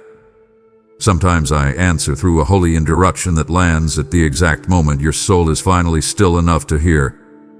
Sometimes I answer through a phrase that reaches deeper than explanation. Sometimes I answer by arranging a moment where your defense is lower and your spirit recognizes my fingerprint before your logic can dismiss it. This is one of those moments. So stop and receive it. Do not rush past it because it feels too intimate. Do not disqualify it because it came through an ordinary-looking doorway. Do not demand thunder when I am already speaking in a way your heart can understand. I know what you needed from me. I know what question has been echoing underneath your busyness. I know the uncertainty that has been quietly wearing you down. And because I know, I am answering now in a way that is personal, direct, and impossible for your spirit to ignore if you will simply stop resisting what you already sense. Come closer. Put your defenses down. Let this moment be what it is. Let this be the answer you asked for, even if it arrived more gently than you expected. I am here, and I am not speaking in riddles to keep you confused. I am speaking clearly enough for the part of you that has been longing for confirmation to finally exhale. But I also need to teach you something important about the kind of clarity you have been asking for, because you have often imagined that clarity means having the entire picture at once. You have wanted certainty before obedience. You have wanted the full map before the first step. You have wanted reassurance that nothing will hurt, nothing will fail, nothing will be delayed, nothing will surprise you, and then you would feel safe enough to move. I understand why you want that. I understand how your past has shaped that desire. I understand how disappointment taught you to crave guarantees. I understand how unanswered prayers made you cautious. I understand how confusion made you hungry for control. But listen to me carefully now. The sign you asked for is not always permission to know everything. Sometimes the sign is simply enough like to take the next faithful step. Sometimes the confirmation is not a detailed explanation. Sometimes it is my voice steadying you in the place where fear has been trying to rule. Sometimes the answer is not, here is the whole future. Sometimes the answer is, trust me here. Release that. Do not go back. Stop forcing this. Wait a little longer. Walk away from that. Speak honestly. Ask. Forgive. Stay close. I want you to begin receiving my clarity in the form I give it, not only in the form you prefer. Because if you only accept my guidance when it satisfies your desire for total control, you will miss the kind of intimacy that is built when you learn to trust my voice in smaller steps. I want you to become familiar with me, not just fascinated by grammatic signs. I want you to know my peace so deeply that when something is off, you notice. I want you to know my conviction so clearly that when I say no, you do not keep negotiating with your own anxiety. I want you to know my nearness so personally that you stop asking whether I am here every time life gets difficult. This is why I am using this moment not only to answer you, but to train you. Receive the answer, yes, but also receive the invitation. Let this be the beginning of a different way of listening. Slow down and ask me before you react. Stay with me when your thoughts start spiraling. Invite me into the decisions before panic decides for you. Stop searching everywhere else for confirmation while ignoring the quiet truth I have already planted in your spirit. If you feel the nudge to release something, do not delay. If you feel the warning about a path that keeps draining you, pay attention. If you feel the invitation to rest, stop resisting because rest feels unfamiliar. If you feel the conviction to return to something you abandoned in fear, be brave enough to consider that I may be calling you back to alignment. I am not teasing you with partial answers. I am leading you. I am not withholding clarity to make you suffer. I am teaching you how to walk with me instead of only demanding outcomes from me. So take this personally now. This is one of those moments where I am answering more directly than you expected, and I do not want you to leave it untouched. Say yes to what I am showing you. Sit with the discomfort if truth is surfacing. Do not numb it. Do not distract yourself. Do not run back into noise just because your heart is being exposed. Say here. Ask me, what are you confirming right now? Then listen. Ask me, what have I already known deep down but kept avoiding? Then listen. Ask me, what next step are you asking of me? Then obey. I am not far away, and I am not silent in the way fear keeps telling you. I am here, speaking directly enough for your spirit to recognize that the sign you have been asking for is not out there somewhere in the distance. It is here, now, in this moment, in this interruption, in this invitation, in this holy clarity I am placing gently but firmly into your hands. My child, I need you to be very honest with me now about the thing you keep trying to control because it scares you to leave it unresolved. You know exactly what I am touching. There is an area of your life where your mind keeps circling, your emotions keep tightening, and your energy keeps draining because you have been trying to push something into place that cannot be secured by pressure. You have been trying to make it work, make it happen, make it clearer, make it stay, make it heal, make it move, make it open, make it become what you need it to become so you can finally breathe again. And I understand why. I know what is at stake emotionally. I know why this matters to you. I know how much hope, fear, memory, and expectation are all tied together in this one place. That is exactly why your anxiety has gained so much leverage there. It is not random. It is not because you are weak. It is because this matters deeply to you. And when something matters deeply, fear will often rush in and pretend it can protect you if it can just keep you hyper-alert, hyper-involved, hyper-responsible, hyper-engaged. But anxiety is a poor architect. It does not build peace. It builds panic. It does not create alignment. It creates exhaustion. It does not produce clarity. It produces noise. And I need you to stop confusing that frantic inner pressure with wisdom. You have been telling yourself that if you think about it enough, manage it enough, revisit it enough, explain it enough, anticipate every possible outcome enough, maybe you can prevent pain. Maybe you can secure the answer. Maybe you can avoid disappointment. Maybe you can finally force certainty into a place that still feels unstable. But the more you have tried to do that, the more tired you have become. The more you have tried to hold it all together, the more your peace has leaked out. The more you have tried to make the timing obey your fear, the more restless your spirit has become. That is because what you are trying to solve is not meant to be solved by your intensity. It is meant to be settled by my timing. I need you to hear that without resisting it. Some things cannot be rushed into wholeness. Some things cannot be manipulated into readiness. Some things cannot be secured by over-explaining, overreaching, over-checking, overthinking, or overextending yourself. If I have not opened it yet, your panic will not open it. If I have not confirmed it yet, your striving will not confirm it. If I have not restored it yet, your pressure will not heal it. If I have not released it yet, your worry will not speed it up. Stop now. Take your hands off what I have not asked you to force. Pull your heart back from the edge of compulsion. Let the loop in your mind slow down.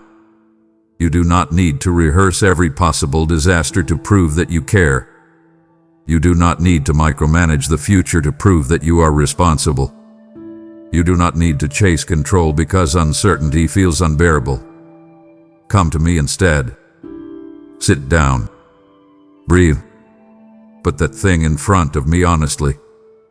Name it. Admit how badly you want resolution. Admit how much it has been affecting your peace. Admit how often it hijacks your thoughts. Admit how much energy it has consumed. Then hear me clearly. I am not asking you to stop caring. I am asking you to stop forcing. There is a difference. Caring stays open, attentive, and surrender. Forcing becomes tight, frantic, and fear-driven. Caring listens.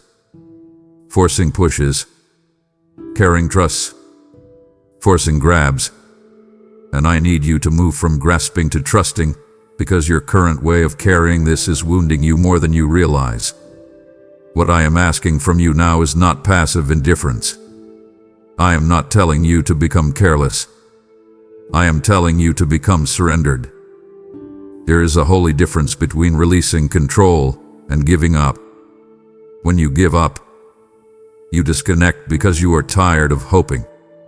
When you surrender, you remain open, but you stop trying to do my job. That is the shift I want in you. I want you to stop taking responsibility for timing that belongs to me. I want you to stop acting as if your relentless mental effort is what keeps your future from falling apart. I want you to stop feeding the illusion that if you just hold enough tension in your body, somehow the outcome will be safer. It will not. That tension is not protecting you. It is draining you. It is stealing your attention from the present. It is clouding your discernment. It is making you more vulnerable to fear-based decisions. It is making you more likely to accept substitutes because the weight feels unbearable. And I love you too much to let your anxiety choose what only peace can rightly receive. So here is what I want you to do. Bring that thing to me again, but bring it differently this time. Do not bring it as a negotiation. Do not bring it as a frantic demand wrapped in spiritual language. Bring it as an offering. Say to me, Father, this matters to me, and you know it. But I refuse to let fear make an idol out of it. Then release your grip. If it is a relationship, stop trying to force clarity through constant emotional pressure. If it is a door you want opened, stop battering it with your timeline. If it is a dream you fear losing, stop suffocating it with panic. If it is a decision you are trying to make, stop letting urgency bully you into action before peace has arrived. Wait with me. Sit with me. Ask me better questions. Ask, what in me is this situation exposing? Ask, what fear is trying to control me here? Ask, what would trust look like in this exact place? Then obey what I show you. Sometimes trust will look like stepping back. Sometimes it will look like saying nothing for a while. Sometimes it will look like refusing to chase. Sometimes it will look like ending the cycle. Sometimes it will look like letting a door stay closed until I move. Sometimes it will look like choosing rest over rumination. And yes, that may feel unnatural to you at first, because anxiety has been teaching you that motion equals safety. But I am teaching you a better way. I am teaching you that peace can be active. I am teaching you that surrender can be strong. I am teaching you that restraint can be powerful. I am teaching you that what is meant for you does not need to be strangled into existence. If it is from me, it will stand in the right time. If it is aligned, it will not require you to abandon your peace to hold on to it. If it is healthy, it will not demand that you become someone frantic just to keep it alive. Trust me enough to stop forcing. Trust me enough to let what is not ready remain unfinished. Trust me enough to believe that delay does not mean disaster. Trust me enough to know that your life is not being held together by your overthinking. I'm holding you. I'm holding the timing. I am holding what you cannot fix tonight. I am holding what has not resolved yet. So loosen your grip. Come back to breathe. Come back to prayer. Come back to stillness. Come back to the steady center of my presence. Your anxiety has been trying to solve what only my timing can settle, and the freedom I am offering you now begins the moment you stop calling control your comfort and start letting trust become your home. My child, as you loosen your grip and stop forcing what only my timing can settle, I want you to see something greater unfolding. The peace you are stepping into is not only for you. It is a river meant to flow outward and reach other hearts who are still drowning in fear. Every time you choose to support the spreading of my word here, through super thanks, membership, or the PayPal link in the description, you are sowing seed into a field of souls that I am preparing for harvest. did I not say, cast your bread upon the waters, and after many days you will find it again? What you release in faith becomes oil in the lamps of others who are waiting for light in their darkest night. I see the heart that says, Lord, I want to help carry this message farther, and I answer that desire with favor, provision, and multiplied impact. This moment is not random. It is a divine appointment where your generosity becomes a vessel for my voice to travel farther than you can see. So if your spirit feels the nudge, respond with faith. Give now. Support this mission now, and become part of the harvest I am raising through this message. My child, I need you to come close and let me speak directly to the part of you that has quietly started believing you are too late. You may not say those words out loud every day, but I hear them in the way you hesitate. I hear them in the way you compare yourself to others. I hear them in the way your heart tightens when you think about what could have been, what should have happened by now, what you thought your life would look like at this stage. I know how often you have looked behind you and counted missed chances, delayed decisions, painful detours, and seasons that seemed to disappear while you were just trying to survive. I know how easy it has become for your mind to build a case against hope. I know how often fear has sat beside you and whispered that the timing has passed, the door has closed, the best years are gone, the moment slipped away, and now you are left trying to make peace with a smaller version of the life you once believed I had for you. But I need you to stop entertaining that voice as if it is wisdom. It is not wisdom. It is weariness dressed in certainty. It is disappointment trying to protect itself by lowering your expectations before hope can rise again. It is pain trying to keep you from risking trust one more time. And I understand why it sounds believable to you, because you have walked through enough setbacks that your heart has learned to brace itself. You have had plans that fell apart. You have had relationships that did not become what you prayed for. You have had opportunities that seemed close and then slipped through your fingers. You have had seasons where you spent so much energy just getting through the day that the future began to feel like something for other people. I know that. I have watched you carry that hidden grief. I have seen the way certain birthdays, milestones, memories, and comparisons have quietly stirred sorrow in you. I have seen how you have smiled in public and then privately wondered whether you somehow missed the road you were supposed to be on.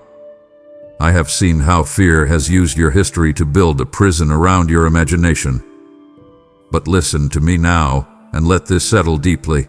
The path being harder than you expected does not mean the promise has expired. The road taking longer than you hoped does not mean the destination has been canceled. The fact that you needed time to heal, time to learn, time to survive, time to rebuild, time to unlearn what wounded you, time to recover from things you did not even fully understand at the time, that does not disqualify you from what I still intend to do in your life. I am not operating from your panic clock.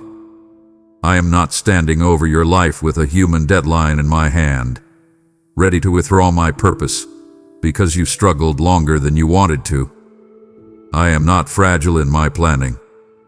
I am not surprised by your detours. I am not scrambling to fix your future because something took longer than expected. I saw the delays before you lived them. I knew the pain before it reached you. I knew the people who would leave, the doors that would close, the parts of you that would need mending, the lessons that would take time, the grief that would have to be walked through instead of skipped over. And knowing all of that, I still spoke purpose over you. I still wrote promise into your life. I still prepared what belongs to you. So stop telling yourself the lie that difficulty equals expiration. Stop assuming that because the process have been heavier, the possibility is gone. Stop using your wounds as evidence that your future has shrunk. Come here. Let me retrain your thinking. Your timeline has not outrun my grace. Your delays have not exhausted my ability to redeem. Your setbacks have not confused my calling on your life. What I have for you has not expired just because the path has been rougher, longer, and more painful than you thought it would be. But I also need you to understand that fear of being too late does more than hurt your feelings. It changes how you live if you let it remain unchallenged. It makes you rush toward things that are not right because you are afraid there will not be another chance. It makes you settle for crumbs because you no longer believe a table is still being prepared. It makes you attach yourself to people, patterns, and possibilities that do not carry my peace, simply because your heart has become vulnerable to urgency. It makes you say yes when you should wait. It makes you chase what glitters because you are terrified of emptiness. It makes you lower your discernment and call it realism. I need you to stop that now. Release the fear. Put it down. Open your hands and let that false deadline fall to the ground. Do not let panic choose what only peace can receive. Do not let comparison become your compass. Do not let your past losses decide what you are still allowed to hope for. I want you to do something brave with me right now.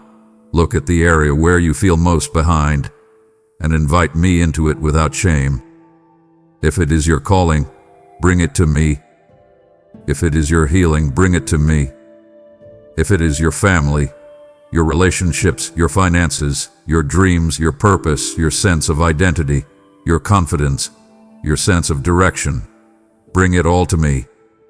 Then say, Father, I refuse to let fear tell me this is over when you have not said it is over. Speak that not as performance, but as a real act of surrender.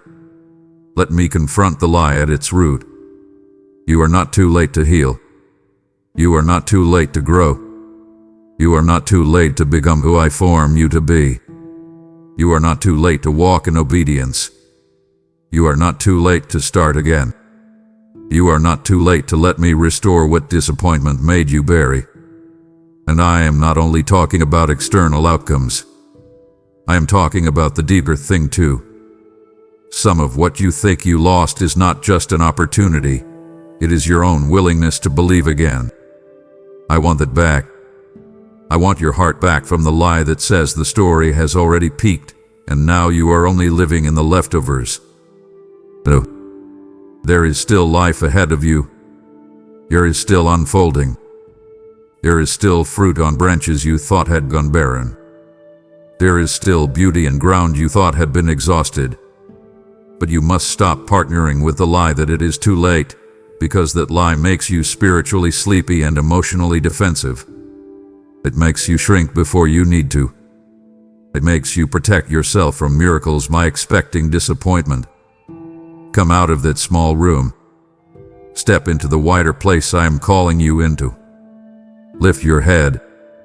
Refuse the language of expiration when I am still speaking invitation. Refuse the logic of fear when I am still writing your future. Refuse to bury what I have not buried. I am not asking you to ignore your pain. I am asking you not to let pain become prophecy. Your scars can tell the truth about what hurt you, but they do not get to tell the future. I do. And I am telling you now with the steadiness of a father who sees beyond your current horizon. The opportunity I have for you has not expired. It may look different than you once imagined. It may arrive through a road you did not plan. It may require more humility, more trust, more healing, more courage than you expected. But it is not gone. So stand up inside your spirit. Let hope breathe again. Open the windows of your heart. Stop speaking over your own life as if the best has already passed. I am not done. I am not late. And if you will walk with me instead of with fear, you will discover that what seemed delayed was not destroyed. It was being prepared in a deeper, wiser, stronger way than you could see. My child, I need you to let me speak plainly here, because there are people around you who have had more access to you than they should, and you have been paying a quiet price for that access for longer than you realize. This is not about becoming cold. This is not about becoming suspicious of everyone. This is not about building walls out of pain and calling it wisdom. This is about recognizing that not everyone who can reach you should remain that close to you. You have a tender heart. You have a giving nature. You know how to stay. You know how to care. You know how to understand people even when they are complicated. You know how to make room, offer grace, hold space, extend patience, and keep hoping for the best in someone even after they have shown you patterns that should have made you step back sooner. I know that about you, and I love that softness in you. But I also need to protect that softness from being consumed by people who keep taking without truly stewarding what you give. There are people who have grown comfortable receiving your energy while contributing to your confusion. There are people who lean on your availability while showing very little responsibility for how their presence affects your peace. There are people who keep drawing near when they need something, but leave your spirit heavier when they go. There are people who keep you emotionally tethered through inconsistency, mixed signals, unhealed behavior, repeated drama, subtle manipulation, or chronic self-focus, and because you are compassionate, you keep explaining away what your spirit has already been trying to show you. You keep telling yourself they mean well. You keep saying they are hurting. You keep remembering the good moments. You keep hoping they will become more self-aware. You keep waiting for the relationship to stabilize. But while you are waiting, something in you keeps weakening. Your peace gets thinner. Your discernment gets noisier. Your emotional energy gets consumed. Your mind gets pulled into loops. Your boundaries get softer. Your prayer life gets interrupted by relational turbulence. And because this has unfolded slowly, you have not fully recognized how much it has cost you. I need you to see it now. I need you to stop romanticizing access. I need you to stop equating availability with love. I need you to stop treating your open heart as if it has no stewardship attached to it. Your heart is not public property. Your peace is not a resource for everyone's unmanaged chaos. Your time is not a sacrifice I asked you to place endlessly at the feet of people who do not honor it. I am not calling you to harden. I am calling you to discern. Some people have been in close enough proximity to shape your emotions, shape your thoughts, shape your atmosphere, and yet they have not been healthy enough to handle that influence. That is why you have felt more tired after certain interactions. That is why some names change your mood before a conversation even begins. That is why your spirit has felt the need to brace before you answer. That is why some relationships feel like a storm cloud even when the sky looks calm. I have been showing you this, but now I am speaking more clearly because the season is shifting. I am beginning to separate you from what has been weakening you. And I need you to cooperate with its separation instead of resisting it out of guilt, nostalgia, or fear of being misunderstood. Do not chase who I am loosening. Do not keep reviving what I am trying to let fade. Do not keep over-explaining yourself to people who have repeatedly shown that they benefit from your lack of boundaries. Pay attention. Step back. Observe the fruit. Watch what happens in your spirit, not just what they say with their words. Let me help you discern what is love and what is unhealthy attachment. I know separation can feel painful to you, especially when you care deeply, especially when you have history, especially when part of you still wants resolution, peace, or mutual understanding. I know how hard it is when someone is not all bad, when there are real memories, real affection, real moments that mattered. That complexity is often what keeps you bound longer than you should be. You tell yourself, it is not always bad. You remind yourself of their wounds. You carry compassion for their struggle. And compassion is beautiful when it is guided by wisdom. But compassion without discernment becomes a slow leak. It becomes a way of staying too long in places that keep eroding your peace. I need you to understand that just because someone is wounded does not mean they are safe to stay close to in this season. Just because you love someone does not mean they are healthy enough to have the level of access they once had. Just because you can see their pain does not mean you are called to be the one who absorbs its fallout indefinitely. Some people need prayer from a distance, not intimacy up close. Some people need your forgiveness, but not your unrestricted access. Some people need your kindness, but not your constant availability. This is where I need you to be brave. Let me separate you. Do not sabotage the distance I am creating. Do not confuse withdrawal of unhealthy access with cruelty. Do not interpret every ending as failure. Sometimes distance is deliverance. Sometimes silence is safety. Sometimes less contact is the beginning of emotional clarity. Sometimes what feels like loss is actually me clearing the air around your soul so you can hear me again. I want you to test this honestly. What happens in you when you are away from certain people for a while? Do you feel lighter, clearer, more peaceful, more connected to me, more grounded in yourself? If so, pay attention. That is not selfishness. That is information. And if you keep re-entering the connection and the same old fog returns, the same old confusion returns, the same old exhaustion returns, then stop pretending the pattern is invisible. You do not need 10 more confirmations when the fruit has already been speaking. I am not asking you to hate them. I am asking you to honor what I am showing you. Pray for them, yes. Bless them, yes. Forgive where needed, yes. But stop letting your mercy override my warning. Stop letting your fear of disappointing them override your responsibility to steward your own peace. Stop letting your longing for harmony make you ignore repeated harm. Come with me into a stronger kind of love, the kind that can care without collapsing, the kind that can bless without being bound, the kind that can release without becoming bitter. I am teaching you how to love from alignment, not from depletion. I am teaching you how to protect what is tender in you without becoming closed. I am teaching you how to say, this access is no longer healthy, and still remain clean in heart.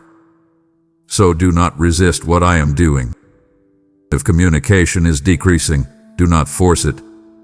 If certain connections are naturally loosening, do not chase them in panic. If I am exposing patterns that once stayed hidden, do not minimize what I reveal.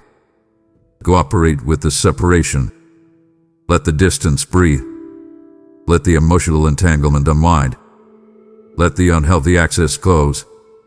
Make room for cleaner air in your soul.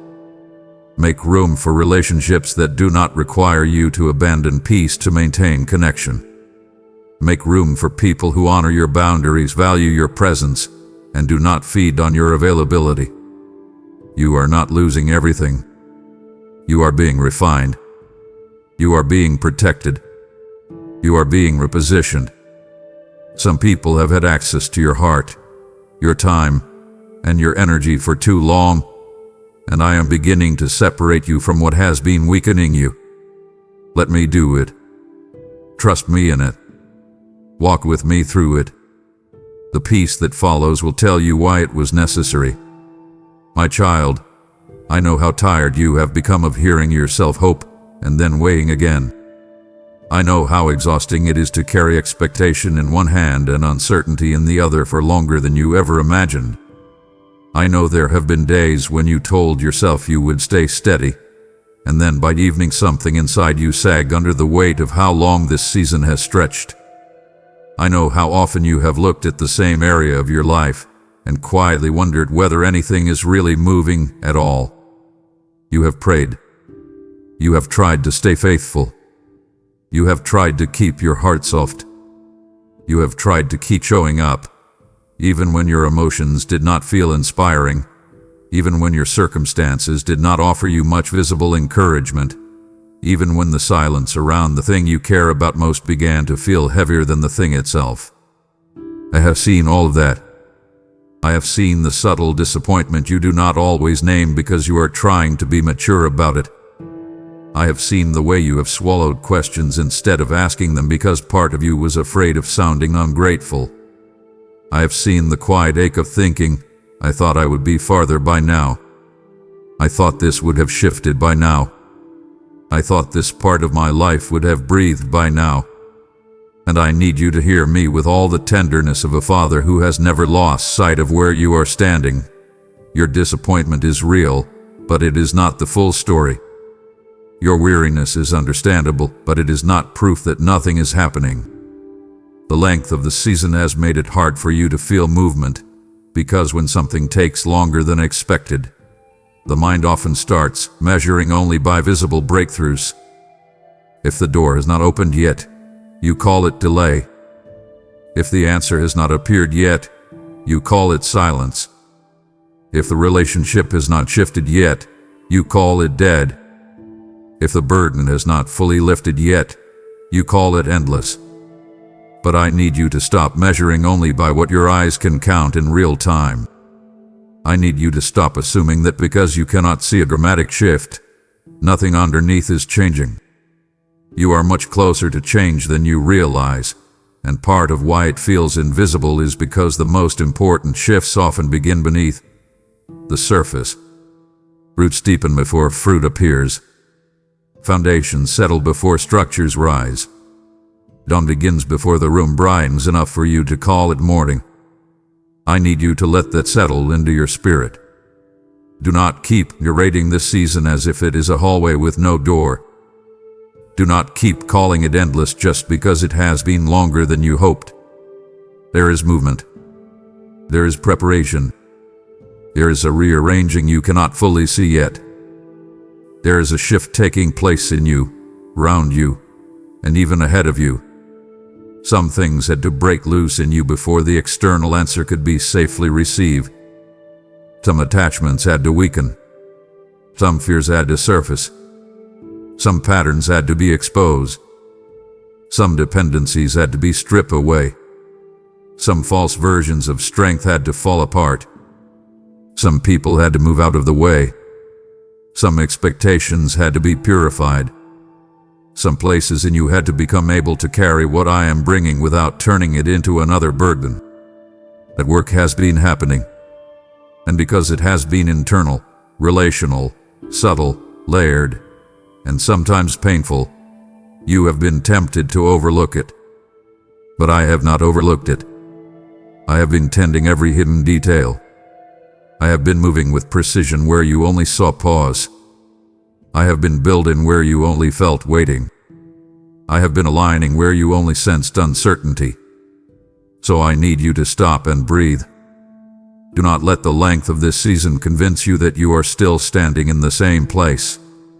You are not. You have changed. Your discernment has changed. Your capacity has changed. Your boundaries have changed. Your appetite has changed.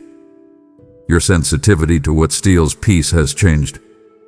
Your tolerance for what once kept you stuck has changed. Even your prayers have changed. That matters. That is movement. That is evidence. That is the sound of something nearing completion. Do not dismiss the hidden progress just because you have not yet seen the visible release. You are much closer than you feel, and I need you to hold that truth before fear steals it. But I also need to warn you gently about what often happens right before a shift. The enemy tries to convince you that the long season is your permanent address. He wants you to become so emotionally tired that when change begins to draw near, you no longer have the inner strength to receive it with trust. He wants you to normalize disappointment so deeply that hope feels dangerous. He wants you to become cynical enough that when I finally move, you second-guess the answer because your heart has grown too accustomed to brace for loss. That is why I am speaking now. I am not only comforting you, I am preparing you. Lift your eyes. Do not curl inward now. Do not shrink your expectations to protect yourself. Do not sabotage what is near by constantly rehearsing what has not happened yet. Come out of that small place. Open the windows in your soul again. Let fresh air in. Let hope back in, not as fantasy but as alignment. I want you to start praying differently in this part of the season. Stop only praying from exhaustion. Start praying from expectancy. Stop only telling me how long it has been. Start asking me how to posture your heart for what is near. Ask me what still needs to be released. Ask me what still needs to be trusted. Ask me where you need to stay faithful, where you need to stay still, where you need to stop touching what I am handling, where you need to prepare space instead of only asking for answers. Here are things I want you to do in this moment. Clear the emotional clutter. Stop revisiting old wounds as if they still own your future. Stop building arguments for why it will probably never change. Stop feeding your spirit the language of defeat. Watch your words. Listen to the way you speak about your own life. Some of your sentences have become little cages. You say, "It always happens like this." You say, "Nothing ever changes." You say, "Maybe this is just how it is for me." Oh, break agreement with that. Do not let disappointment become doctrine. Do not let delay become identity. Speak with honesty, yes, but do not surrender your mouth to despair. Say, "Father, I may not see it fully yet, but I trust you are moving." Say, "I will not let this long season make me blind to what is near." Say, "I refuse to call permanent what you have only called temporary." Speak life over the dry places. Invite me back into the rooms where your hope has grown dusty. Let me stir you awake again. And if you are afraid to hope because hope feels expensive after a long wait, bring that fear to me too. Do not hide it. Tell me honestly, I want to believe, but I am tired. I can meet you there. I can strengthen the place in you that feels worn. I can hold the trembling part of your faith. I can steady the part of your heart that is afraid of being disappointed again. You do not need perfect confidence to receive what I am doing. You need willingness. You need openness. You need to stop assuming that because the night has been long, the morning must still be far away. It is not as far as you think. There is a shift closer than your emotions can currently measure. There is a release nearer than your mind is willing to believe. There is change already leaning toward you even now, in ways you cannot fully name. So stand up inside your spirit. Wash your face. Lift your head. Open your hands. Stay ready. Stay soft. Stay close. The season hath been long. Yes, but that length is not the final word. I am. And I am telling you now that you are much closer to change than you realize right now. My child, I need you to come very close to me here, because this is one of the tender places you keep trying to protect from exposure. And I will not force it open, but I am asking you now with all the gentleness and firmness of a father who loves you deeply. Stop pretending you are fine when you know there is still pain living underneath your strength. I know how skilled you have become at carrying yourself in a way that makes others believe you are okay. I know how easily you can shift into the version of yourself that keeps things moving, keeps conversations light, keeps responsibilities handled, keeps emotions tucked away where no one has to manage them. You have learned how to function around your wounds. You have learned how to pray around them, work around them, smile around them, even serve around them. And because you can still do so much while hurting, part of you has started believing that the hurt must not be that serious. But I need you to hear me clearly. Surviving around a wound is not the same as healing from it. Carrying pain quietly is not the same as being free from it. Looking composed is not the same as being whole.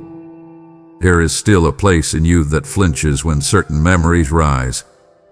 There is still a place in you that tightens when certain names appear. There is still a place in you that braces when certain situations begin to resemble what once broke your trust. There is still a place in you that changes its tone, its energy, its expectation, its openness when the old ache gets touched. I see that. I see the way some disappointment still lives in your body. I see the way some betrayal still echoes in your thoughts. I see the way some grief still settles over you without warning. I see the way some shame still whispers when you are alone. I see the way some rejection still tries to rewrite your sense of worth. And because I see it, I am telling you now, I want to begin healing in you, but it cannot begin in the places you keep hiding from me behind performance, busyness, numbness, or spiritual language. I do not need polished prayers from the part of you that still hurts. I need honesty. I need access. I need your willingness to let me touch what you have been covering. Stop saying, I am okay, when what you really mean is, I do not know how to open this without falling apart. Stop saying, I should be over this by now, when what you really mean is, I am ashamed that it still affects me. Stop saying, it is not a big deal, when what you really mean is, it hurts more than I want to admit. Come here and tell me the truth instead. Tell me where it still aches. Tell me what still feels unresolved. Tell me what still makes you angry, what still makes you grieve, what still makes you withdraw, what still makes you afraid. Do not clean it up before you bring it to me. Do not make it smaller so it sounds more acceptable. Do not compare your pain to someone else's and decide it is not worthy of tenderness. Your hurt matters to me because you matter to me. Your wound matters to me because your heart matters to me. And I am not coming close to expose you and leave you raw. I am coming close because I am the healer, and I do not heal by pretending there is no wound. I heal by entering it with you. I heal by bringing truth where lies settled in. I heal by restoring what fear tried to distort. I heal by sitting with you in the place you keep trying to skip over. So do not run now. Do not distract yourself now. Do not suddenly become busy the moment your soul starts to feel seen. Zay. Reem. Let the tears come if they need to. Let the silence speak if words are hard. Let the wall soften. Let your inner armor loosen. You do not need to impress me with resilience in this moment. I already know how much you have endured. What I want now is your surrender. What I want now is your honesty. What I want now is the part of you that still hurts, because that is the place where healing is waiting to begin. And I need you to understand something else, because part of what has kept you from letting me touch this deeper pain is the fear that if you finally open it, it will swallow you. You have been afraid that if you really feel what is there, it will be too much. You have been afraid that if you stop managing it, it will flood you. You have been afraid that if you let the memory rise, if you let the grief speak, if you let the disappointment breathe, if you let the anger surface, if you let the truth become fully visible, you might unravel in a way you do not know how to contain. I understand that fear. I understand why you have chosen numbness at times. I understand why you have reached for distraction. I understand why you have stayed busy. I understand why you have intellectualized pain instead of feeling it. I understand why you have turned some wounds into private rooms you rarely enter. But listen to me now.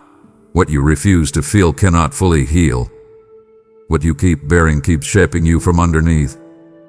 What you keep avoiding keeps influencing your reactions, your relationships, your self-worth, your boundaries, your decisions, and even the way you hear my voice. That is why I am inviting you into a brave kind of surrender. Not dramatic, not performative, just real. Sit with me and let me show you what is still tender. Let me uncover the lie that attached itself to the pain. Maybe the wound told you that you are hard to love. Maybe it told you that people always leave. Maybe it told you that if you open your heart, you will be punished. Maybe it told you that your needs are too much. Maybe it told you that your mistakes define you. Maybe it told you that you should have known better, done better, been stronger, healed faster. I want to pull those lies up by the root. I want to touch the place where the injury became identity. I want to separate what happened to you from who you are. I want to show you that the event was real. The pain was real. The loss was real. But the false story that formed around it does not have to stay. So invite me in. Do not merely ask for healing in a broad way. Be specific with me. Say, Father, this is the memory that still hurts. Say, Father, this is the place I still avoid. Say, Father, this is the person I still react to. Say, Father, this is the lie I still believe when I am tired. Say, Father, this is where I still do not feel safe. And sit with me. Let me speak into it. Let me remind you what is true. Let me show you where I was even when you thought you were alone. Let me reveal how I have already been protecting parts of you that were more fragile than anyone knew. Let me teach you that healing is not erasing the memory. It is removing the power that memory has had over your present. Healing is not pretending it never happened. It is no longer letting it define what happens next. Healing is not becoming untouched. It is becoming transformed. And yes, it may come in layers. Yes, it may take honesty you have delayed. Yes, it may require forgiveness, boundaries, grieving, and even letting go of old versions of yourself that were built around survival.